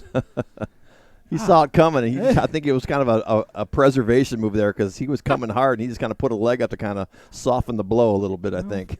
First play of the second half for Leander. They go to a strong I formation. They had some big runs out of this formation back in the first half of play. This with a handoff over the left side. That is Carter Pegler Sr., and they will be taken down for a loss as the Capital City defense comes out swarming to start the second half. Loss of about 3 on the play. He tried to get started on that late handoff, and he just couldn't make that corner.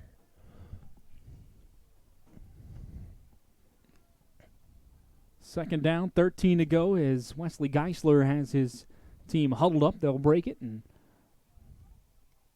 come out ready. Capital City trying to look for a quick 3-and-out and get some points on the board here to start this second half, trailing by 18. Yeah, they're missing a man, so here comes the tight end back into the game. I thought they broke with 11, and one of them ran straight off the field. I thought I saw that.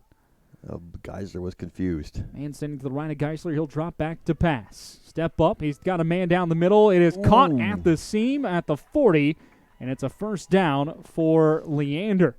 Is that number 20 or 28 with the catch? 26 with the catch, so that is Brennan Hansen pulling that one in for a gain of 23 on the play. That was a great catch by that young man. That was fingertip all together. He actually lost control of it, but once he hit the ground, he was able to wrangle it back in for the reception. Ball officially marked at the 41. Here comes first down for Leander, as they are quickly into Capital City territory after the 22-yard strike. Right down the seam. They've hit a couple of them down the seam tonight. He was in double coverage, but the coverage kind of let off. Like they almost thought, like, well, they're not going to throw it to him, because he kind of looked to the left and then came back and threw a strike. Back to the I formation. Capital City bringing 10 of the 11 within 3 yards of the box. And I'll tell you what, that one goes absolutely nowhere on the handoff to the left side as Tanaic Hall wrestled down the running back for no gain. Here comes second down. I don't know if you saw that, but as soon as they broke out in that I formation, only one man, it was the free safety, stayed back, Rondo Middleton. Everybody else for that Capital City defense was in 3 yards of the ball. They had 10 in the box. They loaded it up hard, and it paid off. This time back to the spread formation with 4 receivers for Leander.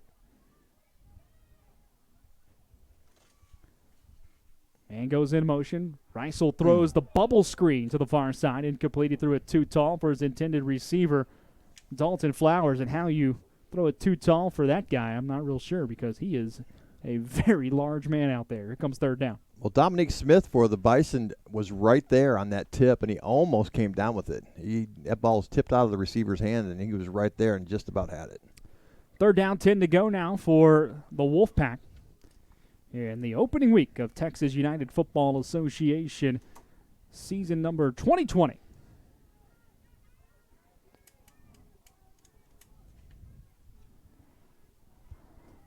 Empty backfield, 5 wide receivers. Geisler to throw. Rush coming in. He will step up. He got a clean pocket, throws down the seam. It's incomplete, overshot his receiver.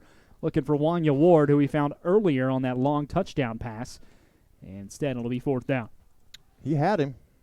He had him split on the inside of the defender there, and just overthrew him. I think if he may put a little more air under it and aimed it towards the goalpost as opposed to down the seam, let him run under it. He probably has a touchdown there. He definitely had the speed. Well, Ward has to hustle back because he's also the punter for the Wolfpack.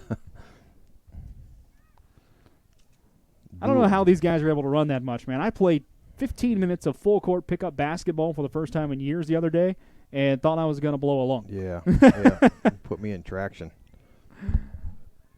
I haven't ran full court anything in like 20 years. Ward with a nice kick.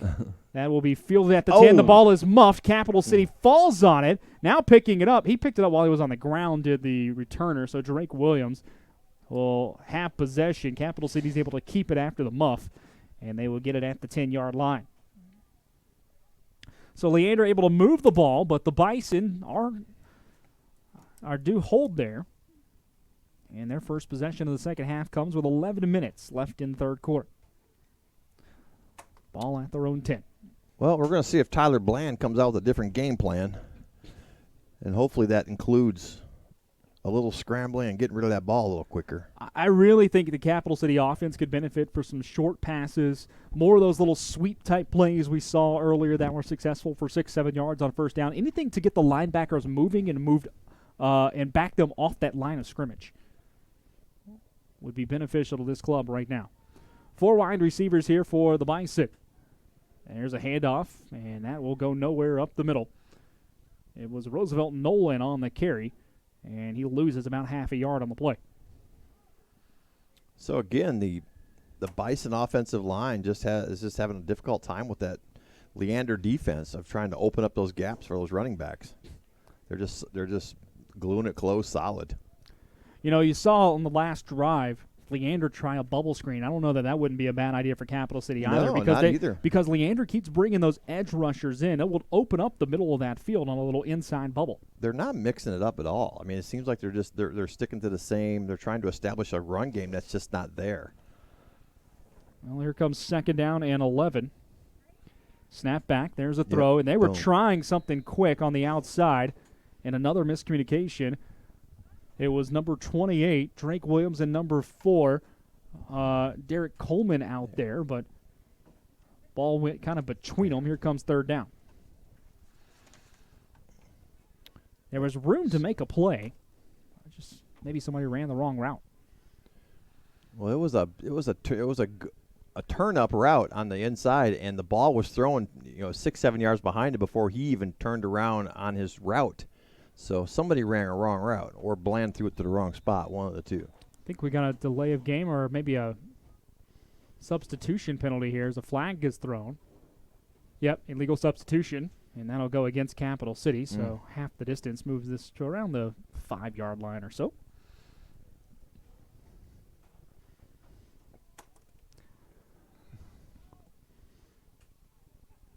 Clock rolling. 9:40 to go in the third quarter. 18-0 Leander leading against Capital City. So far, minus 11 yards for this first start this third quarter. Ball around the 5. Quick pass to the near sideline. That's what they've been trying to hit, that little flat route.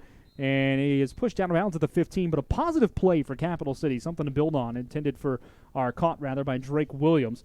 A gain of 10, but that short pass is there if Capital City can get to it. And there you saw a little quick out route, And a quick gain of like 9-10 yards there for the Bison. It's going to bring up 4th down as Cox comes in to punt it away from his own end zone. Again, though, you like the third down play just because it's something positive to build on. Hey, guys, we know that we can do that. Leander's playing off enough on the cornerbacks and the wide receivers that they can make that play happen. I don't know. Like I said, I don't know Bland as far as his history as a quarterback, but it seems to me like he's having a difficult time reading the defense. That snap took a long time to get to Cox. He's having to scramble, and he will be tackled inside the 5, right around the 2 or 3 yard line. By the time the snap got to him, the rush was already there, and he just couldn't drop it and kick it away. And so Leander's going to get a great chance to score here with the ball at the 2. When the wheels come off, they come off all the way. 8:32 to go here in the third quarter. Leander with a chance to maybe put this one away theoretically here. Bison's ate up, almost 7 minutes off the clock on that. Well, no, each team's had the ball once so far. He's had the one, but that was about a 4-minute. That was about a 3-minute drive. 3-minute drive? 3.5. Okay. They took the ball over with 11 minutes to go. So here we go. It's number 24 in the backfield for Leander. Eddie Bailey Jr. behind the quarterback. Bailey Jr. takes the handoff. He is taken down and dropped for a loss of about 3 or 4. Flags in on the play as well. Came in quick, so either going to be... That's going to be a hold. Yeah. A hold against Leander. And we'll see if Capital City wants the yards or the down, because it was a loss of about 3 or 4 on the play. The yards will push it back to about the 12. And they will take the penalty, so ball goes back to the 12-yard line. First and 10 from first and goal rather from the 12.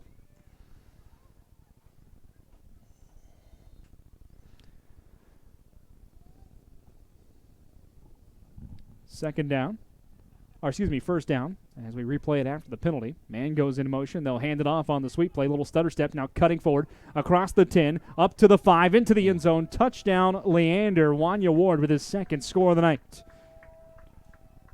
And the Leander Wolfpack doing a little smack talking out there, and they have extended the lead to 24-0 with a 2-point conversion on the way. They had him stopped in the background, or in the backfield, and the outside linebackers had him trapped, but he made a quick, like you said, that stutter step and stopped them in his tracks, and after that it was just a clean shot right to the end zone. Well, we will see what Leander tries to do here. The last time they had a 2-point conversion, they would have converted it, but the receiver just flat out dropped the ball. He was wide open. But Ward on the 12-yard touchdown run.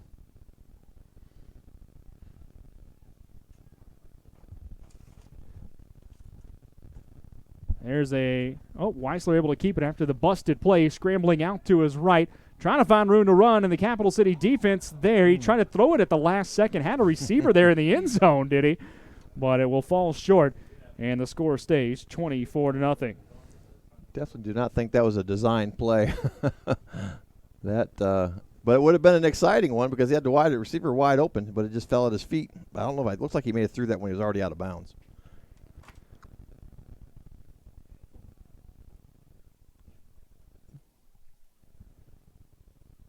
It'll be 24-0 with 8 minutes to go. Leander leading the ball game over Capital City here in the third quarter.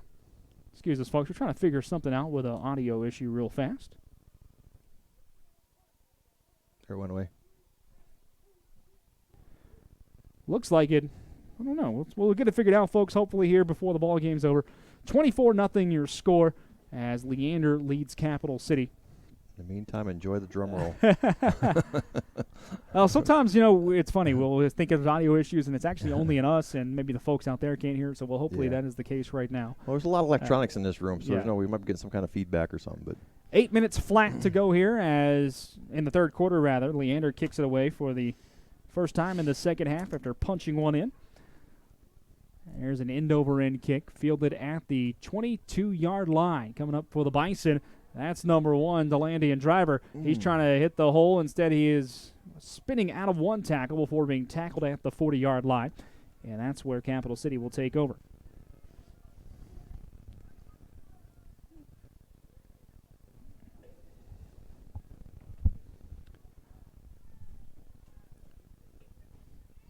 Bison really have to start scoring. Every possession, it starts becoming a must-score type possession if you're the Bison.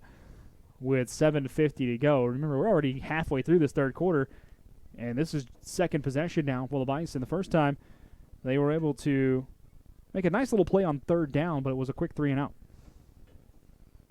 Well, I got decent field position starting out here. Another low snap. Low. Handoff, and that will be stuffed at the line of scrimmage. It was handed to Alvin Smith for no gain.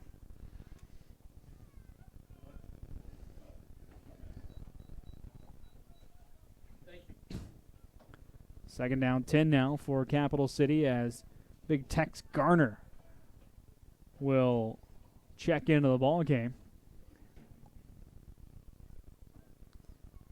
See how the Bison. It's crazy how that guy lines up as a wide in a slot position like that, being as big as he is. I like your idea earlier, sending in motion, hand him on the sweep, and let the big man go. Chase down from behind on the handoff is Alvin Smith, and here comes third down. That was number 2, Cedric Harris, the linebacker, coming around making the tackle. Loss of 2 on the play is 3rd and 12.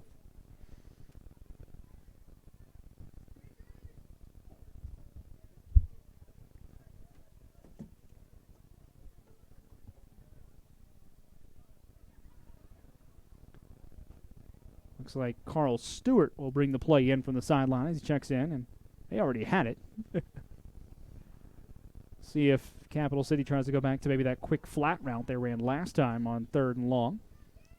Able to pick up 7 or 8. Again, the snap, that one not low. It was actually just dropped by the quarterback, and the high pass from Bland incomplete as Capital City just got rushed there. It was Alvin Smith, the running back, dropping the pass, but really can't blame him on that one. And here comes 4th down. That was a good snap, just one that Bland pulled away from a little too early and dropped it. Yeah, he was already running that play before he got the ball. And I think that pass he threw out to the flank out there was a last second because he looked like he was going to throw it further. Then he just kind of redirected it because he saw him out of the corner of his eye. And he didn't see it coming, so he probably wasn't able to handle it. 6 minutes to go in the third quarter. Clock running.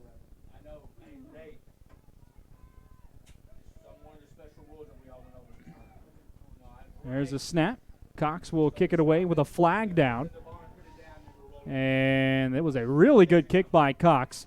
A stutter step, and off to the races goes Wanya Ward down the sideline, picks up a couple of blocks. He's got a convoy across the 50, down to the 45, another flag down to the 40.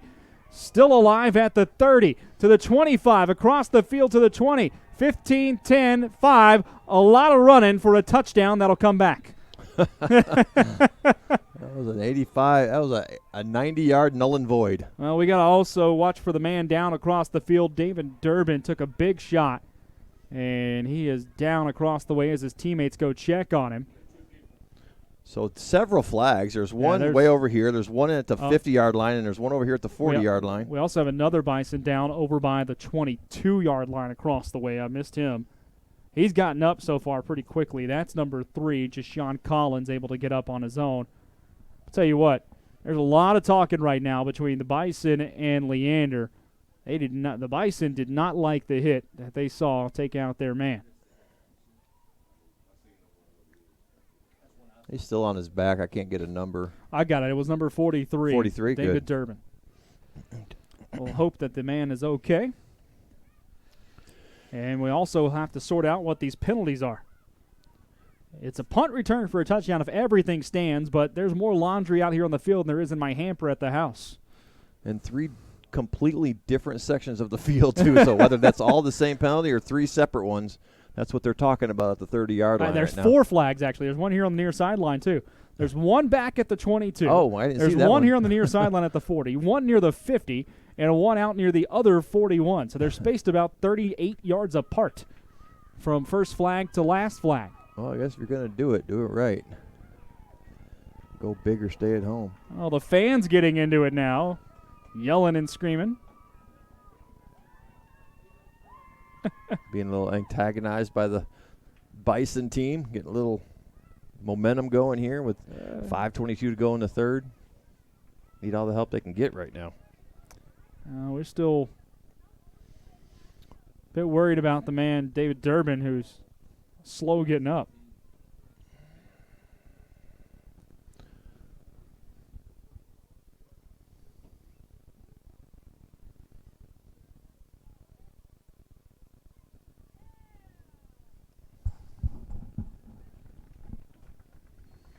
There he's up.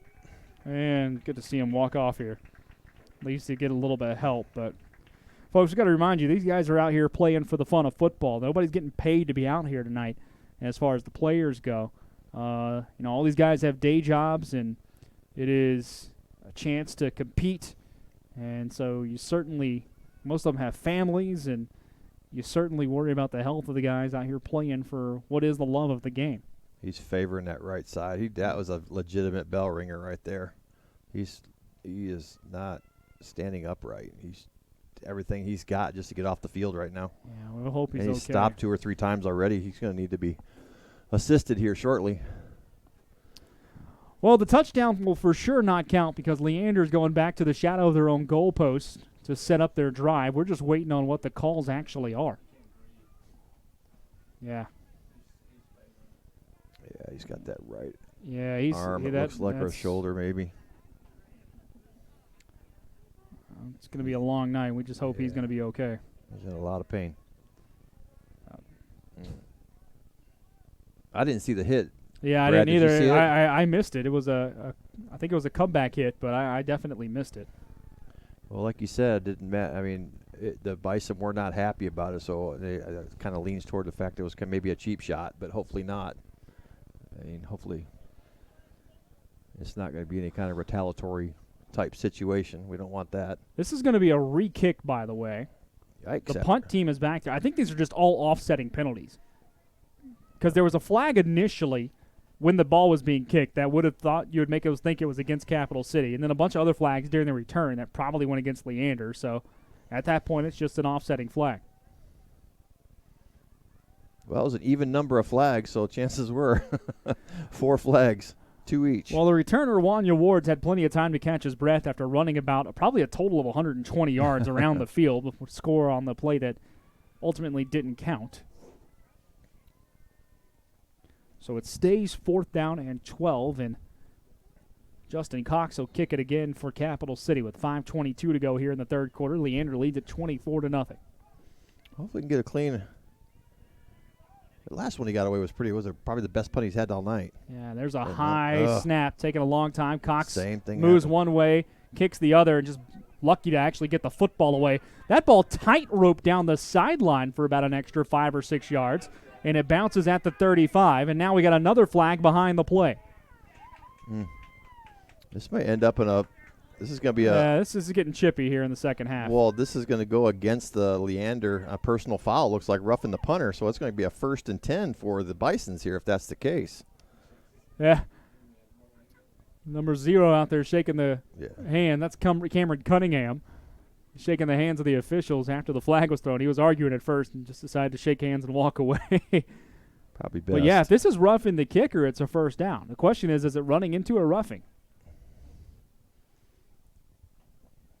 Well, they were all in agreement because there's 3 flags on the field. But, you know, the other question has to be, when does he stop being a kicker because he had to run to move and avoid the rush? That's true. He actually picked up the football, advanced it, and then kicked it. At some point, he's a runner, and the roughing and the protection goes away.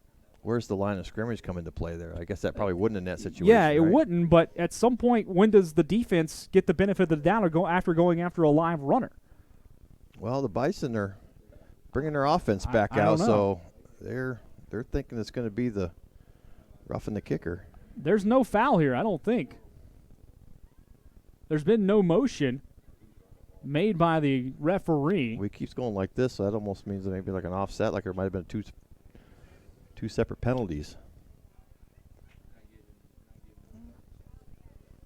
They pick up their laundry. Yeah, I think there's no foul here.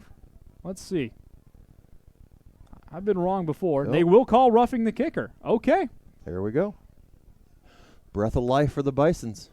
And then after the play, so actually here's what they called. They called running into the kicker, 5-yard penalty. After the play, unsportsmanlike on Leander, that's 15, and that's the first down. So Capital City catches a break and gets the ball back because the running into the kicker is just 5 yards. But that 5-yard penalty on top of the 15 that Capital City is able to get against the defense, and it should be a first down for the Bison here. I'm trying to figure out what's going on here because the referee at the end of that little explanation there, he pointed first down in the direction of Leander. Unless he called it, the only other thing I can think of is the personal foul is a dead ball. But is the dead ball. So it's running into, but is the personal foul a dead ball foul? Yeah, okay. I think here's what's happening, folks. Yeah, here's what I'm thinking is happening, folks. It's running into the kicker, which is a 5-yard penalty, not enough for a first down. But that 5 yards gets put on the back end of the play, and then another 15 on the dead ball personal foul. There so it's 1st and 10 from the 20 for Leander with 5:04 to go. Wow. I stayed at a Holiday Inn Express last night. What a mess. But nonetheless, we're back underway. I'm not an official, but I did stay at a Holiday Inn Express.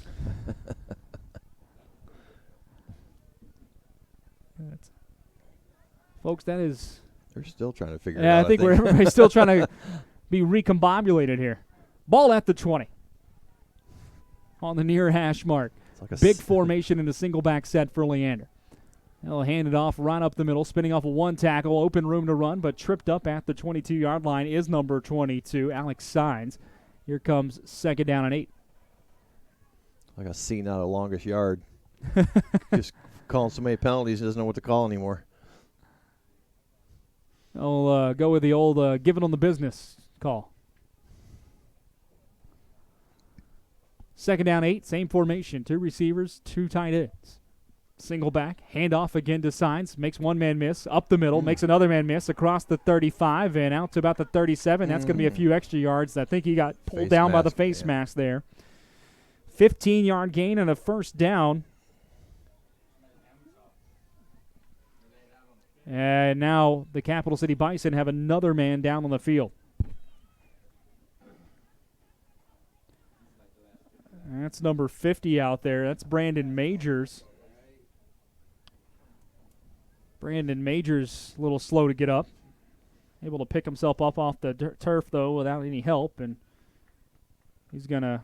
His helmet got knocked off, or he took it off himself? I didn't see. I don't know. He's able to kind of get off the field on his own power, which is good to see. It will be 15 yards against Capital City on the penalty on the tackle, so tack that on to what was already a 15-yard run. So a 30-yard net play there for Leander moves the ball into Capital City territory at the 47.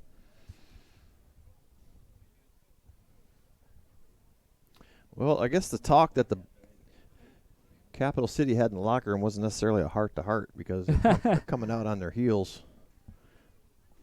Start this third. 1st and 10. Handoff. And into the backfield comes the Capital City Bison defense. Number 1, Tanaek Hall, and number 42. Not a number on the roster there. Sorry, folks, can't give you a name, but they converged on a big tackle. And a 2-yard loss brings up 2nd down.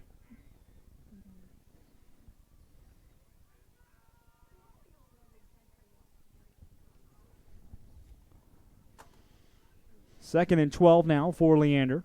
As they break the huddle, they lead it 24-0 with the clock rolling at 3 minutes and 30 seconds to go in the third quarter. I just noticed that nose tackle for the Bison. That guy is ginormous. Yeah, he is. There's a play action, dropping back to pass. Weisler being chased from behind. He finds a man open down the field around the 35, takes a big hit out of bounds, but not before he's able to pick up enough for a first down on a gain of about 18. I'll try to get you a number. I think it was number 27 coming up with the catch out there, and that is the tight end Caleb Johnson. One difference I've noticed between Giesler and Bland is all of all of Geisler's snaps are under center, where Bland is doing everything from the shotgun. Flag down. There's a false start against Leander, so that's going to back it up 5 yards. Well, the other thing, too, here in this drive, Leander's been able to establish the run game, and it's going to force the defense to lay off the blitz a little bit.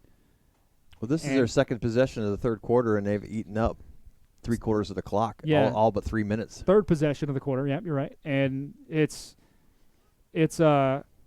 been able to just pound it away. They've started this drive with 5:04 left on the clock. We're 2.5 minutes into it. Now they've also gotten the benefit of a big penalty.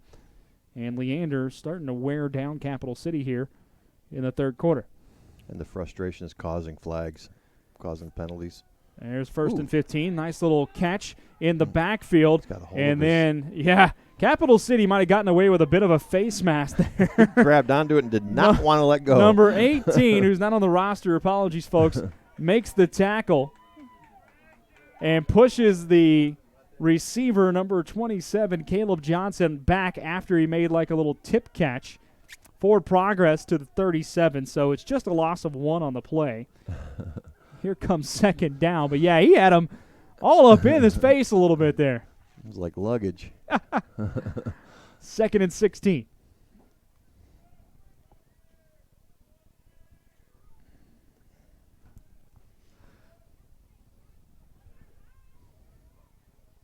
A minute and 30 to go here in the third quarter of play. Leander up 24-0. Wesley Geisler will have the flag thrown on him. That's going to be a delay of game. Second procedure penalty of the drive against Leander, I should say. 5 yards, they'll push him back. Back to the 42 now is where the ball's spotted. Here comes second down and, man, I got to figure this 21. one out. I don't have that kind of math in me. 21. I was a communication scholar, man. I don't know math. 2nd and 21. Well, as soon as I say guys are under center most of the time, he drops back into the shotgun with one setback. He pretty much has to now. There's a little quick screen pass to the near side to Ward. Steps over one man before he goes out of bounds and tackled around the 37. It looked like he stepped out of bounds and then forced his way back in. Big hit there by number 23, Rondo Middleton. Here comes 3rd and long. Young man's got some balance. He took like 3 hits there and still stayed on his feet. For a little guy, he's pretty stout. Pickup of about 5 or 6 on the play. So here comes, should be 3rd and 15. Down to 30 seconds left here in the third quarter. 5 wide receivers out in the set for Leander, and Capital City doesn't like what they see, and the defense will call a timeout. 24-0 the score. Leander on top. They are looking to convert a 3rd and 15 here in just a minute. Don't forget, folks, you can always follow the Bison online through social media. On Facebook, it's at Capital City Bison. On Instagram, at Cap City Bison. On TikTok, at CC Bison. And on LinkedIn, it's Capital City Bison. Follow them on any or all of those social media platforms, wherever you may be, and get your information, updates, scores, and anything else you might need as far as Capital City Bison football goes. Upcoming games as well in the schedule, all your way. As follow them across their social media platforms throughout the 2020 season. Remember, tonight, just game number 1 of the year, Pete.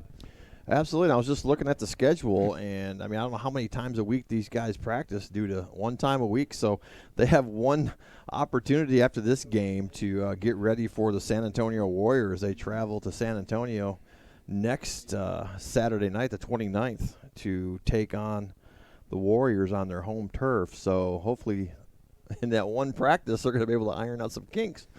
But like you said before, they have families and jobs, and this isn't it's an obligation, but it's not it's not necessarily a commitment. It's a commitment, but it doesn't mean that life stops for it, and that's the difference. Right. I was talking to the coaches last year before a game, and they were saying, look, you have a Saturday where somebody's at a family reunion, or somebody's got a birthday, or the kid's got a birthday party. Well, what comes first, your 9-year-old's birthday party or the game? And of course, it's going to be. Well, that was going to bring my next comment: is how many times a week or how many times a year do these guys change, rosters? Little quick screen pass to the near side, incomplete on the short pass. It was intended for number 10, Dawson Reisinger, and here comes fourth down for Leander. So, yeah, I mean, I'm sure this roster is dynamic. It just changes on a weekly basis, with either they add to it or take away from it. They're allowed 60 to carry 60, so at least gives them a little. I guarantee there's not 60 purple jerseys on this sideline right now. Not even close. That will end the third quarter of play, and we will head to the fourth as the Leander Wolfpack lead the Capital City Bison by a score of 24-0 with 15 minutes left on the clock. Teams will switch sides. It'll be a fourth down and 15 for Leander when we resume play. I want to thank our sponsors, our Capital City Bison, rather. I want to thank their sponsors as well this year. Big Frog T-shirt company in Round Rock, also Nikki's Pizza in Round Rock. LocalBeacon.com. Make sure you go to your app store, whether it's iOS or Android, and download LocalBeacon.com. Brown's Furniture Assembly. Also want to thank House of Bounce and Round Rock. So the House of Bounce, you can see what they have going on online at www.houseofbouncerrtx.com. Also check out on Facebook Chicken Kang Wang and Tracy's Fencing on Facebook as well at Tracy's Fencing, Tracys Fencing. Thank you to all the Capital City sponsors for making Capital City Bison football possible. Ball at the 41, Leander in Capital City territory as we look to begin the fourth quarter of play with Leander up 24-0 over the Bison. It'll be 4th and 15. Brad Tillery, Pete Riefel here up in the booth with you tonight. Nathan Height, our producer, engineer extraordinaire. He is extraordinaire. Hey, Nathan's all over the place for SHN Sports, man. If there's a broadcast going on, there's a really good shot. Nathan Height's probably in the background doing some work. Well, I noticed that when Rob, the owner of SHN Sports, he puts out a request for help, and Nathan's usually one of the first ones to jump up and say, "I'll do it." Nathan's not on the road with Rob doing some Sam Houston State work. He's doing some SHN work. I can guarantee you. He's a busy man. 4 receivers set. And Reisel will be tackled in the backfield, and that will be a flag coming in late as well as Wesley Geisler, was sacked. The head referee threw the flag in the backfield. Threw it right at the quarterback, so it looked like it might have been a face mask. That's the only thing I could think is that he got him up high. Because otherwise it looked to be a clean play. The result should be an automatic first down. Oh. If that's the case. Wait a minute. I don't know what the call here is. And what I can't figure out is the man who threw the flag is the head referee. Is he just asking what maybe the other referee saw before we're going to go here? And he's going to wave it off. So it's a sack for the Bison. Thought he saw a face mask from behind, but you got to ask, how can you see a face mask from behind the running back or the man with a ball like that? So that's going to bring up turnover on downs, and it'll be first down for Capital City on their first drive of the fourth quarter coming up. 14:45 to go in the ball game as they take over at the 45-yard line. Capital City needs a comeback of epic proportions tonight. Remember, they're still just 3 scores down if they could find 2-point conversions. Their deepest penetration all night long has been the Leander 15. I don't know how good their backup quarterback is for the Bison. Tyler Bland stays in playing quarterback. Actually, he's the only one on the roster I see that's a quarterback. Quick pass near sideline. That one caught. And at the 50, spun down there is DeLandian driver. But that's the kind of play we've been waiting for Capital City to hit all night. That timing pass or that quick short pass. It'll back the it stops the rush. And Bland's got a nice arm, man. He can get that ball out there. If they can break off a couple of those short ones like that and it relaxes the linebackers, it opens up the run game. Absolutely. Bland to throw again. Throwing quickly. Got a man in the seam. That's caught for a first down. A gain of 7 or 8 on the play. And Capital City's moving into Leander territory at the 42. Capital City going hurry up. On the ball again. Snap low on the ground. They'll just pick it up and run with it. Heads up play by the running back, Alvin Smith, to just get half a yard to a yard on the play. Positive yardage after something that could have been disastrous.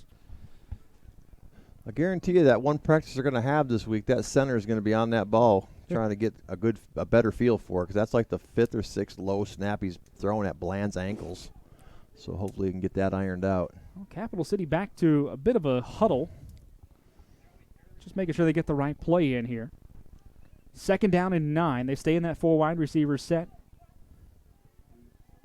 Rolling out to his left, Bland. He's got room to run. Now he'll square his shoulders, throw, and it's, behind an open receiver, incomplete.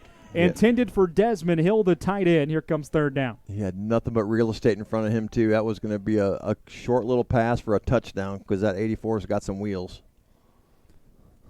3rd down and 9 on the way now. Capital City at the Leander 41. Let's see if they stick with the short passing game concept, knowing that it's 4-down territory. Or maybe try to hit them with a run game. It's Alvin Smith in the backfield with Bland. Rush coming from the outside. Bland's going to throw deep. Down the middle and incomplete. Just threw it pretty quickly. That was nothing but go routes from the receivers. And here comes 4th down. Well, the running back for the Bison kind of gave it away. He just stood up because Bland was showing some confusion. He was looking out to his receivers, and finally the running back just did one of these numbers, pointing downfield, and that's where they went. Ball was intended for Carl Stewart, by the way. Here comes 4th and 9. So a promising drive to start for Capital City. A couple of completions and a 1st down. And now you got a 4th and 9 situation. 12:23 to go in the ball game. A running clock on an incomplete pass after its ball is set back down. Rolling to his left, Bland being chased from behind. Picks up a couple of blocks. Now he's going to try to run for himself, and he has nowhere to go. Loses a yard on the play, and that's a turnover on downs. So Leander gets the ball back with 11:58 to go in the ball game. The Bison are just having such a difficult time getting anything started, or at least anything consistently started. They have a couple of good plays where they run off, and a couple of 1st downs, or a 1st down or so, run a short pass inside 10 yards, and then it just kind of stalls after that. Well, Leander takes over at the Capital City 42-yard line on this chilly February evening in the week 1 of the season. Capital City late getting some men on the field. There's a handoff to the near side. That's Ward. He's got room, and he is hit late out of bounds as he crossed the 50 on the Capital City sideline. A nice gain, though, on 1st down of about 8 yards there, maybe 9. Tell you what, a lot of chatter coming from the stands tonight, too. 2nd and 1. Move that 1st down marker. No. Or move that marker down to the ball, doesn't he? 2nd down, 1 to go. Handoff to the right side. Flag comes flying in, and whoo! He took a hit. The big man, that running back, Jamari Carter Piegler Sr., the big man with the long name, not able to get anywhere. No gain on the play. We'll see what the flag is. They threw it right at the snap. It was offsides against Capital City. That's a 1st down.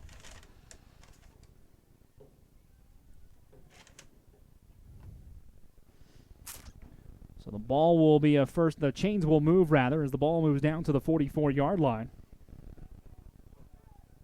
I didn't see the penalty. I was offsides. Looking down, offsides.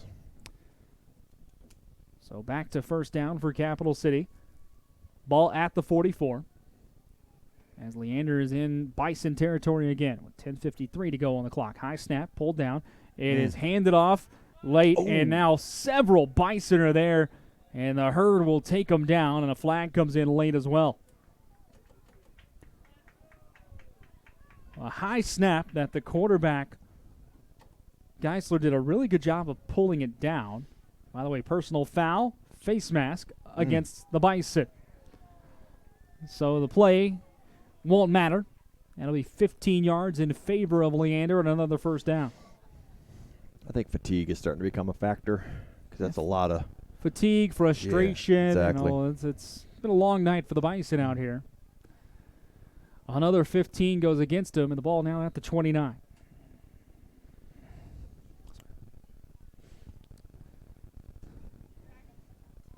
Back-to-back penalties, 20 yards worth on the last 2 snaps.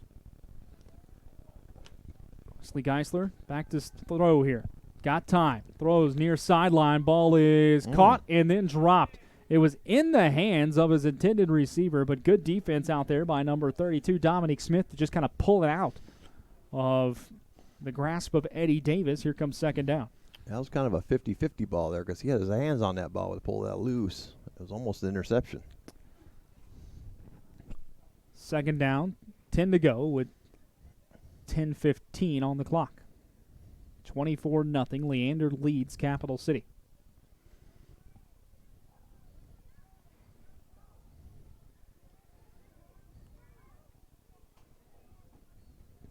Guys are in a single backfield.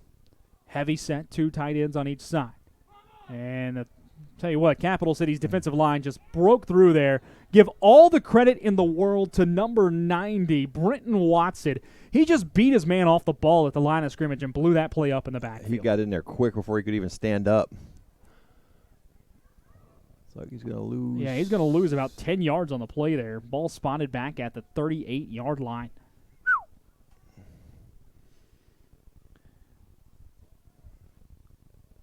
Should be third and a bunch. About 20. I got 20. It's funny, the press box here is a little low angle to the field, so it's actually kind of harder to figure out the sticks. Yeah, we're looking through a bunch of purple jerseys right now trying to make it out. It's hard to figure out the sticks when you're a little higher angle sometimes, as there's a false start against Leander. Now Geisler starting to exhibit some frustration, even being up by 24. Yeah, when you're at a higher angle sometimes at a press box, it's a little easier to see down and you can actually see the sticks. But here, and to no fault of anybody's own, it's just one of those things. I remember I called a college game earlier this year. We also had a really low angle and it was tough to see. So I tell you, I'm impressed. I mean, this is probably the nicest facility I've ever seen at a middle school. Yeah, this is a very nice middle school facility. It's got a turf, got a two-tone turf field with. Yeah. I mean, this is. Some high schools would be jealous of this place. Throw to the near side. Desmond Hill with the catch. He's upended, hit pretty hard. And a short gain there for Leander. Here comes fourth down. But, yeah, you're right. Wagner Middle School been great host here tonight. And I'll tell you what, it's a very, very nice facility here as the kids in Georgetown.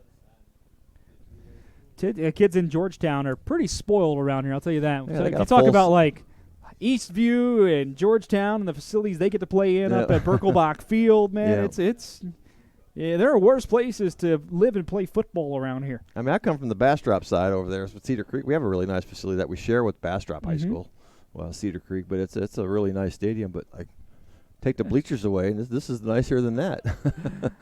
Well, Geisler to throw on fourth down, steps up, running out to his right, trying to escape the pressure, and he cannot do so. Several Bison get there to make the tackle. Geisler wanted a face mask thrown, our call at the end, but doesn't get it. And that'll be a turnover on downs. So each team has turned the ball over on downs their last few possessions. The Bison take back over with 7:52 to go in the ball game. Just trying to look to get on the scoreboard here before the end of the night. Yeah, it's just something. I mean, we don't want a goose egg here going into after the first game of the season. At least get something on the board. Bison will take it over from their own 34.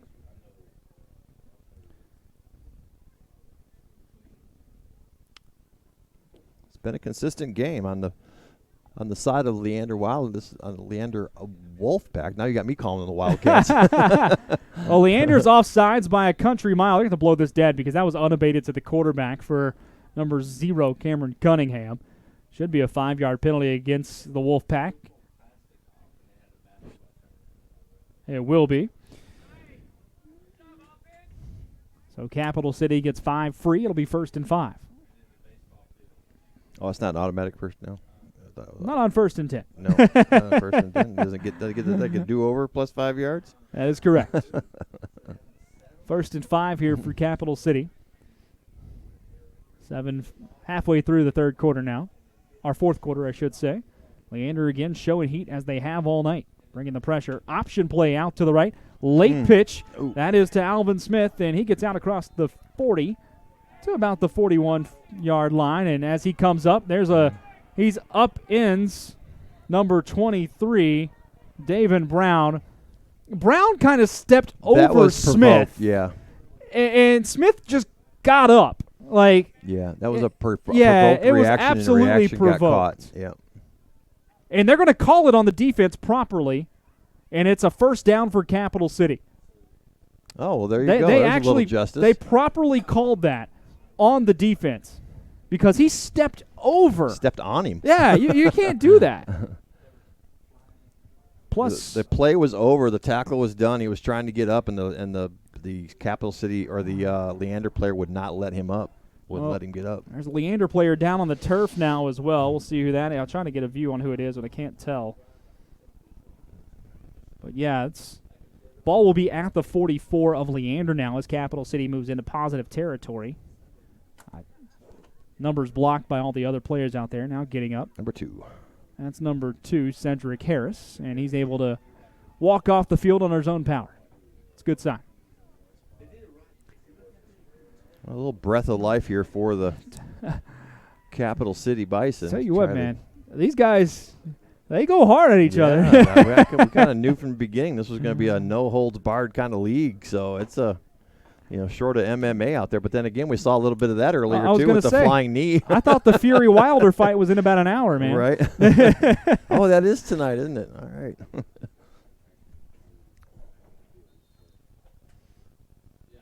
The last fight went, people paid $75, $80 for a pay-per-view, and it went 30 seconds or something like that. No. The last fight was a 12-round draw. No, I'm talking. It was the MMA. Oh, it was okay. You're talking about like 247. The Conor McGregor fight. Yeah. Rolling out to his left, throwing Bryant, and that will be incomplete. It'll be second down. I actually tried. So a quick side note here. I actually tried to get tickets to the Fury Wilder fight tonight when they went on sale. They literally sold out in less than a minute. Oh, I was online an hour ahead of time, like it said, and got in the queue. I had no chance. I tried. Pretty sure that was probably bought up by a lot of. I can't imagine what those ringside seats were going for. Oh, I was looking just for the cheap seats, and it was $150 for the cheap seats. Where's it at? It's in Vegas. In Vegas. Oh, yeah. It's at the MGM Grand Garden Arena in Vegas. All right, so second and 10, 6:57 to go. Ball at the Leander 44 here as Capital City's looking for some points before the end of the night. Tyler Bland stays in at quarterback. Snap, roll into his left, going to throw back to the right.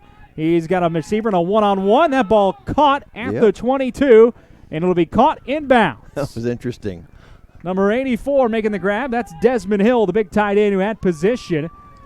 And it'll be a first down. It was interesting because the two officials that were covering that line right there looked at each other as if to say, was he inbounds or wasn't he inbounds? And neither one of them made a decision, so he was like, heck, he was inbounds. They gave it to him. I'll give him 22 yards on the pass, and a timeout now called by Leander with 6:52 to go in the ball game as Capital City's looking to find the end zone here before the end of the night. I'll tell you what, Capital City, you can see what they're setting up there. Rolling Bland to the left. They did it a couple of plays in a row, and then finally stop him, throw it back the other way so you can set up that one-on-one situation with the big tight end. Well, he left him wide open. He was not wide open. He had to work for it, but he definitely had position on the defender on the outside. And not only did he have position, he's got about 5 inches on the defender. Yeah, he's a tall guy. He's a big guy. That plus his arms, the safety didn't have a real good chance on that. So glad to have everybody along here on SHN Sports tonight for this season opener between Capital City and Leander. These two teams, tell you what, we talked about it. There's been some hitting. There's been a little chippiness. They still got to play each other again later this year, so it'll be interesting when that one goes down.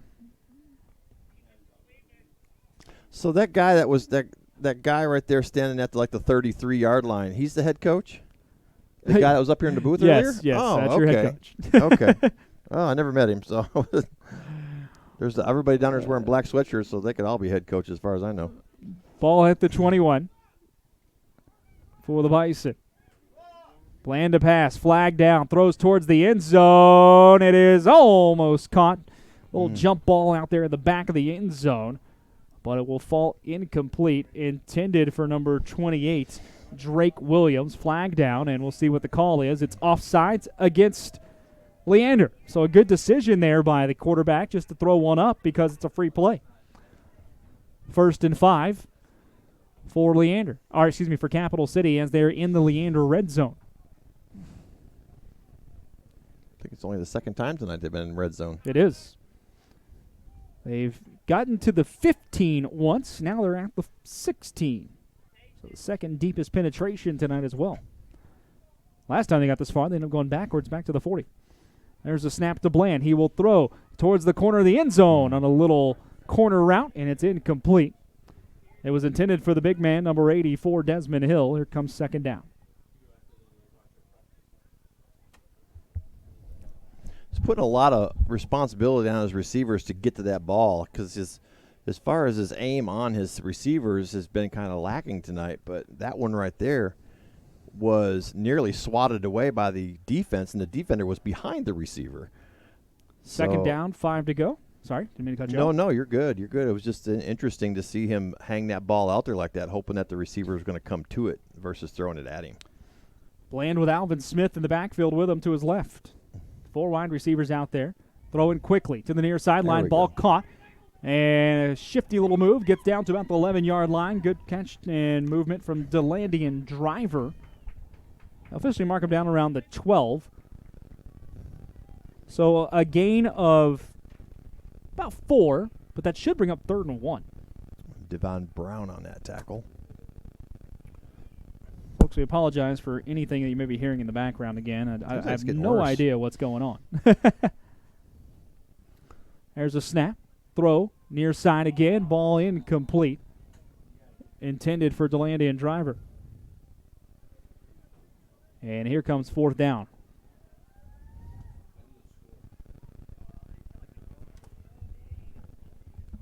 Looks like it's 4th. It should be like 4th. Short. It's 4th and about 1. Yeah.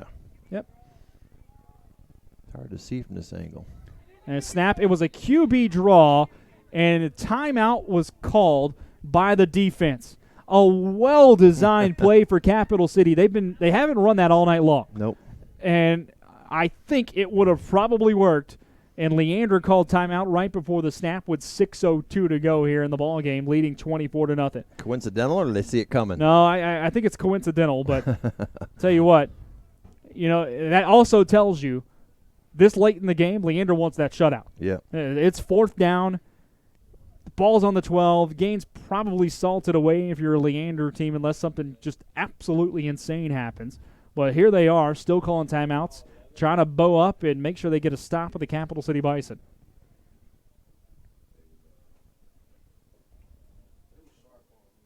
Well, I mean, why? What's the advantage of calling a timeout there other than?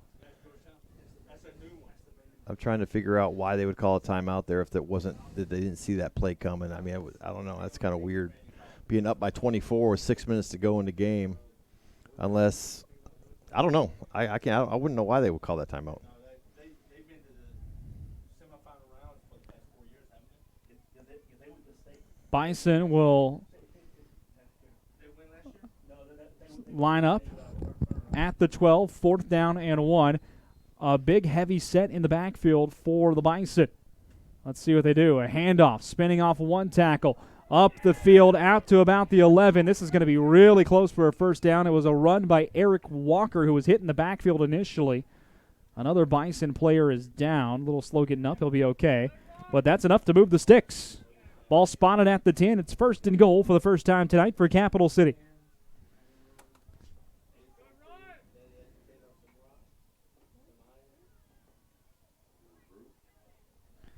So the Bison, 1st and 10. I don't know if they can get another 1st down or not. Well, it looks like it's just shy of the 10-yard. Like maybe tell. like I wouldn't think they. Ooh, did it again. Quick throw to the far side, and that was just way off the mark. Intended for Tex Garner. It's a timing route, and whether Bland's getting rid of it too quickly or the receiver's not getting out there fast enough. It's definitely a timing route because the ball's in the air before the receiver even turns around.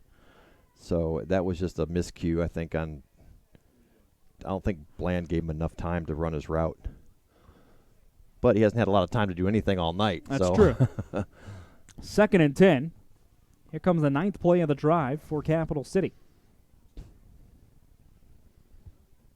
4 receivers as they spread it out.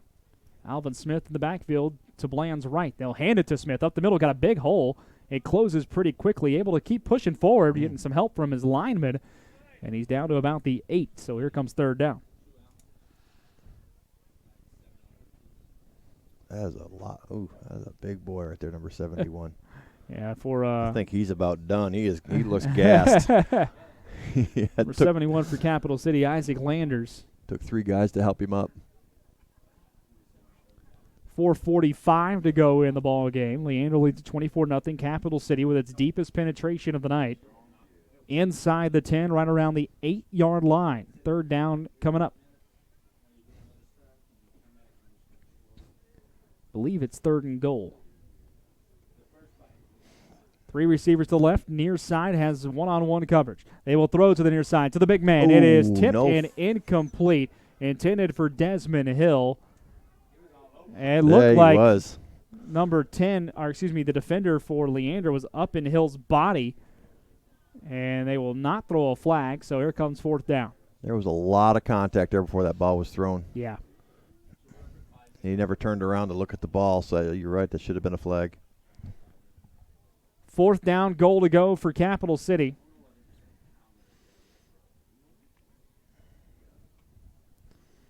Alvin Smith lines up to the left. Again, one-on-one coverage to the near side. This one, Delandy and Drivers over there set up for the Bison. Timeout called, and it's called by Leander. I believe that's their final 1.5. I do not want the Bison to score, do the Wolfpack, with 4:20 to go in the ball game. Well, there's no first down, so this down right here is pretty much probably going to be the ball game because the way Capital City's or way Leander's been moving the ball, they're not going to have any problem running off 4 minutes on that clock, I don't think. Well, and don't forget, the clock really doesn't stop, even after an incomplete pass. As soon as the ball's set, it's moving again. So under 5, it just got clarification up here from the officials. Under 5 minutes, the clock will stop, like you would see normal processes. So that will change now, which kind of changes strategy a bit. But still, you're asking for a tall task, down 24-0. And 4th and goal rather from the 8 coming up. I mean, I'm not asking for miracles. I just want to get rid of that goose egg. That's all. At least tee up the field goal, man. The guy has tried a field goal all night. Let's try something. I mean, realistically, Capital City should have at least 2 on the board right now. I thought they had a safety. I thought they had a safety taken away from them earlier. Absolutely, for sure. 4 receivers, one-on-one coverage down low. They will throw to the near side. In the corner of the end zone, it is caught on the back shoulder, but they will rule it incomplete. Wow. Delandy and Driver came down with the ball from my angle. Everybody up here in the press box thought the same thing, and instead they rule it incomplete. It was an outstanding catch. It was a bad angle for us to see. It was a back shoulder throw in the back corner of the end zone, a little fade route. And I'll tell you what, folks, it had to be something in the corner that I just couldn't see. That's the only thing I could think of. That's 8 points. 8 points we've been denied tonight. So Leander takes over with 4:12 to go in the ball game from their own 8-yard line. Last-minute substitution. There's a flag. Yeah, he that's can't going to be a substitution penalty against some folks, and it's going to against Capital City. You can't come into the game after your quarterback's already under center. It goes against Capital City on the substitution violation. Yeah. That's 10 yards, right? 5-yard penalty. 5 yard? Whoa. He moved it a lot more than 5. That should be a 5-yard penalty.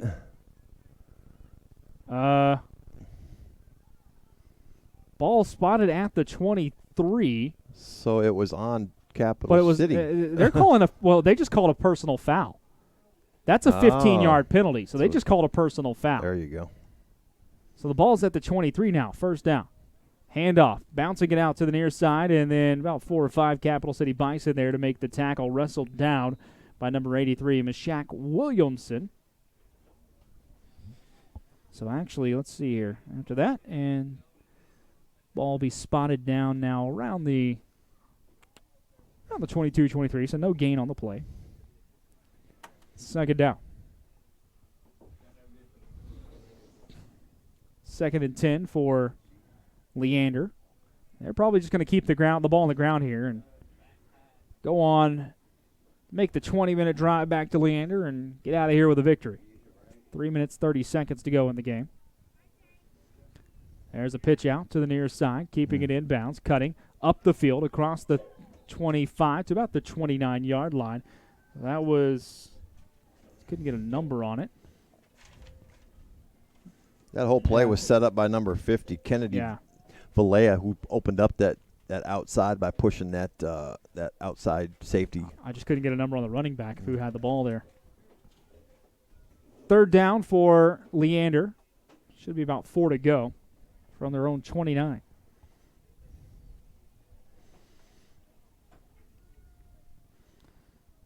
Number 24 in the backfield. Okay, that running back is Eddie Bailey Jr. back there for Leander. They didn't sub, so that's who had it last time as well. They stick with the 2 tight end set.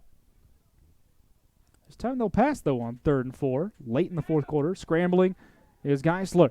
Rolling to his right. Now throwing down the sideline. Got a man coming out of the backfield. It is caught by the running back. Leaking out Eddie Bailey Jr., and that's a first down.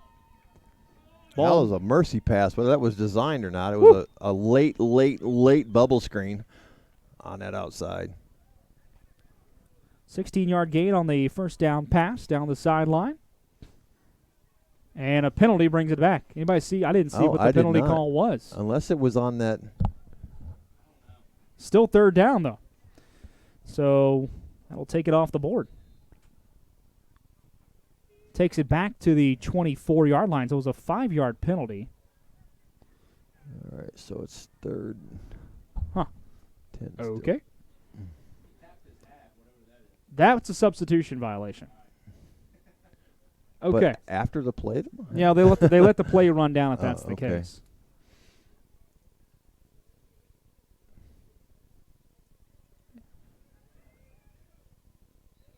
And a time call, I believe, or maybe another flag. 2-minute warning. 2-minute warning here at the Wagner Middle School football complex in Georgetown, with Capital City trailing 24-0 against the Leander Wolfpack here tonight. And Leander looks like they'll go to 1-0 here on the season, while Capital City will fall to 0-1 to start the year. Both these teams back in action next week. Make sure you follow along with Capital City Bison football all year via their social media channels, Facebook, Instagram, TikTok, and LinkedIn. At Capital City Bison on Facebook. Via Instagram, it's at Cap City Bison. On TikTok, at CC Bison. And on LinkedIn, Capital City Bison. You can find them in all 4 of those places. Make sure you check them out. Follow the schedule. Come out and see them live as well. Well, Capital City travels to San Antonio next week. The Leander Wolfpack will host North Texas Stampede Saturday night. I don't know where Leander plays their games. I believe they're playing at AC Bible, where Leander High School plays. Okay, there you go. Nice facility. Ball at the 24-yard line here for Leander.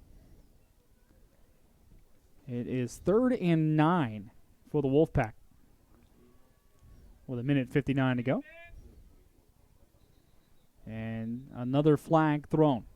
False start against Leander. This will be 3rd and 14 now.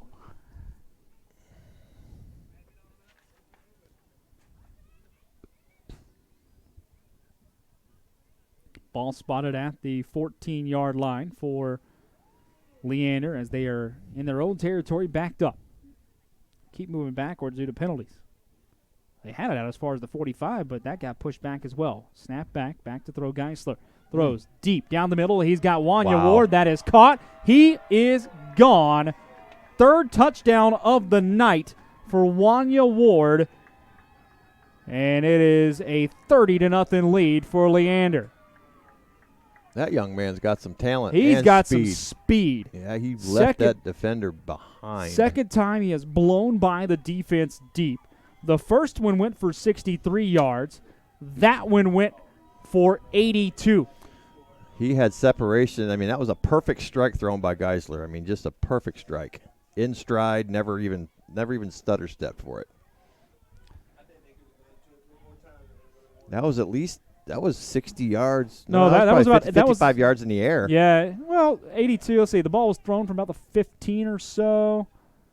Caught it about the 30. About the 40. No, he caught it around the 40. So, yeah, that's probably 45, 50 yards. That's close, yeah. That man's got an arm. The 2-point conversion on the way for Wesley Geisler and company with a 30-0 lead. They will throw to the far pylon, incomplete. And they have missed all their 2-point conversions tonight. 0 for 5. But they still hold a 30-0 lead with 1:43 to go in the ball game. No mercy from Leander tonight.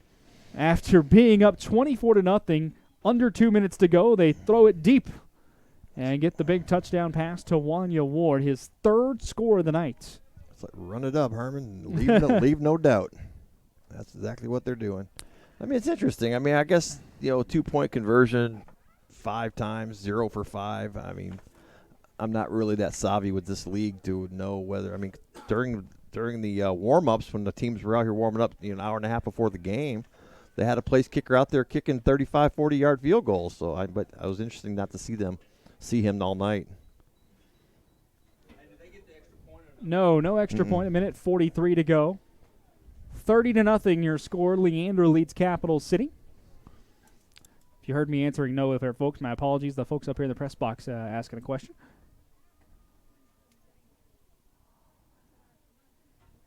Leander to kick it away to the Bison.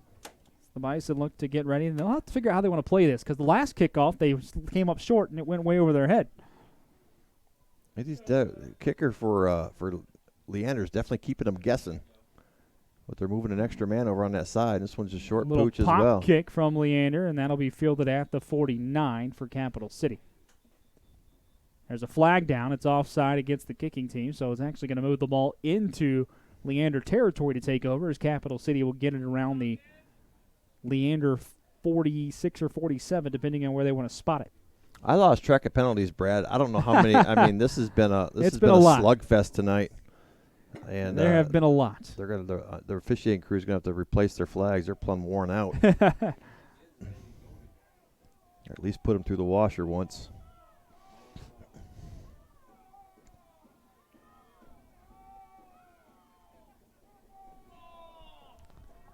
I have no idea what's happening.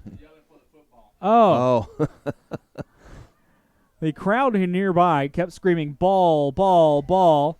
I thought there was somebody on the team named Ball. I was like, put Ball in. He hasn't played yet. I guess they're right. You kind of need a football to play the game, so.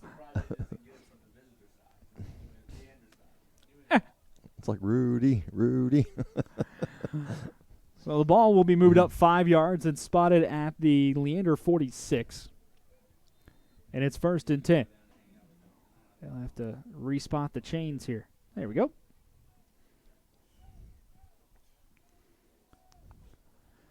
One last dish effort for the Bisons to try to get on the board. 1:40 to go. Back to pass. Bland. Now he'll get up and run across the 45 out to about the 42. So a short pickup of 4 on 1st down. And we got another man down for the Bison.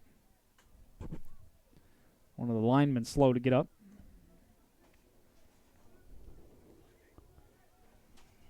Well, he's able to get up, be okay. 1:30 to go.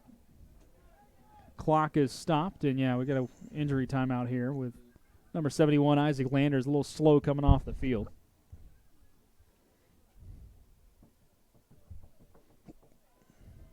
Oh, that's that big boy. Yeah. Long night for the Bison tonight, trailing 30-0 to Leander. That's a perfect example right there. The look on that young man's face, the beating the Bison have taken tonight. They just looked exhausted. Plan to pass, throws, and it's incomplete. Threw it well short of his intended receiver to Landian Driver.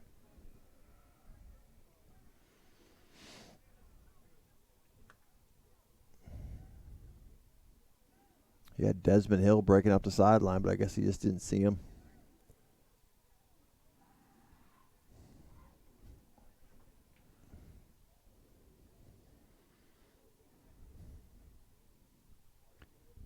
Should be third down upcoming.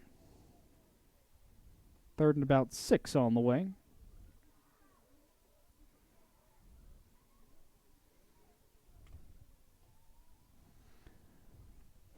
Three wide receivers here on the near side, bunched up for the Bison. Looking to throw. Throwing deep. Bland looking for the man down the sideline. Just couldn't find it up in the lights. Delaney and Driver. Ball was thrown out of bounds as well. And here comes fourth down with 1:06 to go in the ball game.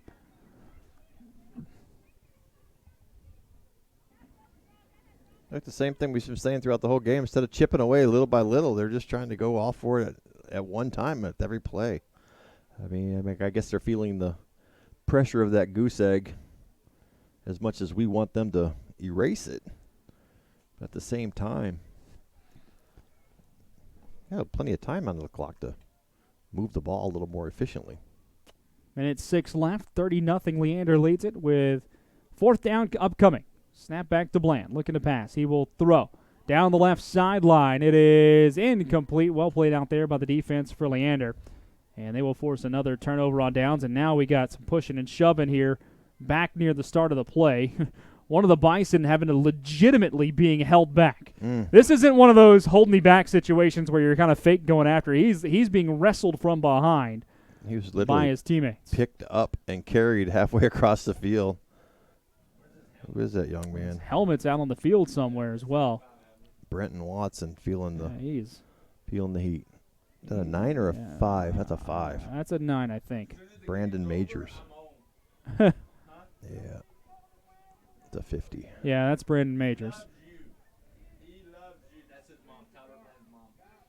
He loves you. 30-0 your score. Leander leads it. 59 seconds left on the clock. Yeah,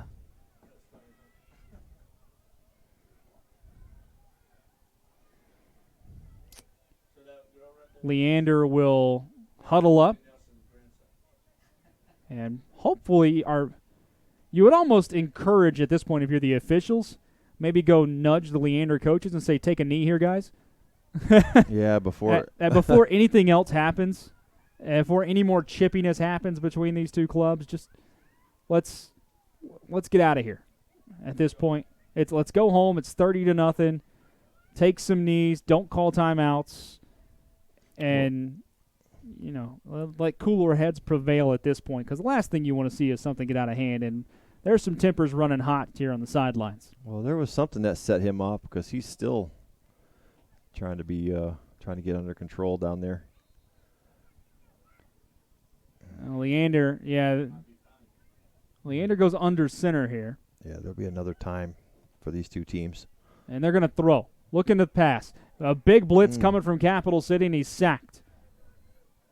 Well, they brought in a backup quarterback. That's Jewel Russell, the backup for Leander, throwing there and taking the possession. 46 seconds to go. But, man, I question even thinking about doing anything other than just getting out of here at this point. Yep. I know these guys work hard all week. They play. They want to play as much as they can and play till the clock's out. And I get it. But sometimes, like I said, let the cooler heads prevail. 25 seconds left in the game, and Leander goes to the spread formation.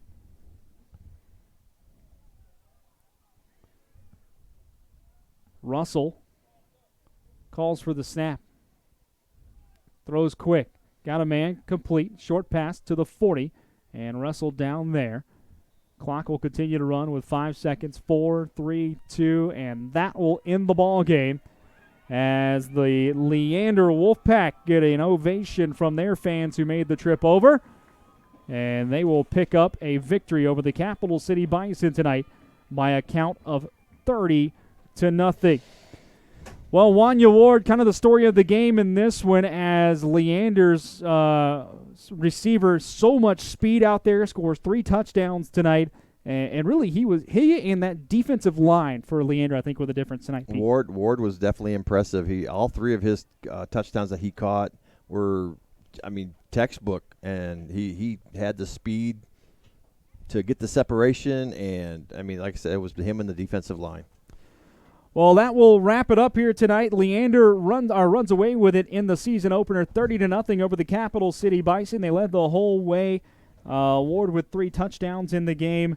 It was 18-0 at the half. Leander added a couple of more touchdowns here in the second half, and they win it 30-0 at Wagner Middle School here in Georgetown. Leander moves to 1-0 this season, while Capital City will fall to 0-1. Don't forget to follow Capital City Bison football on all their social media channels. We've been hearing about them all night.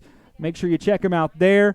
We want to also thank all the nice folks here at Wagner Middle School for being such great hosts this evening to all of us. And we want to thank everyone involved with Capital City Bison football for the privilege of calling their games here on SHN Sports. For our producer-engineer, Nathan Height, for my color man, Pete Riefel, my name's Brad Tillery. We say thank you so much for joining us tonight, folks. Have a great rest of your Saturday evening. Have a happy and safe Sunday fun day. We'll talk to you again soon right here on SHN Sports.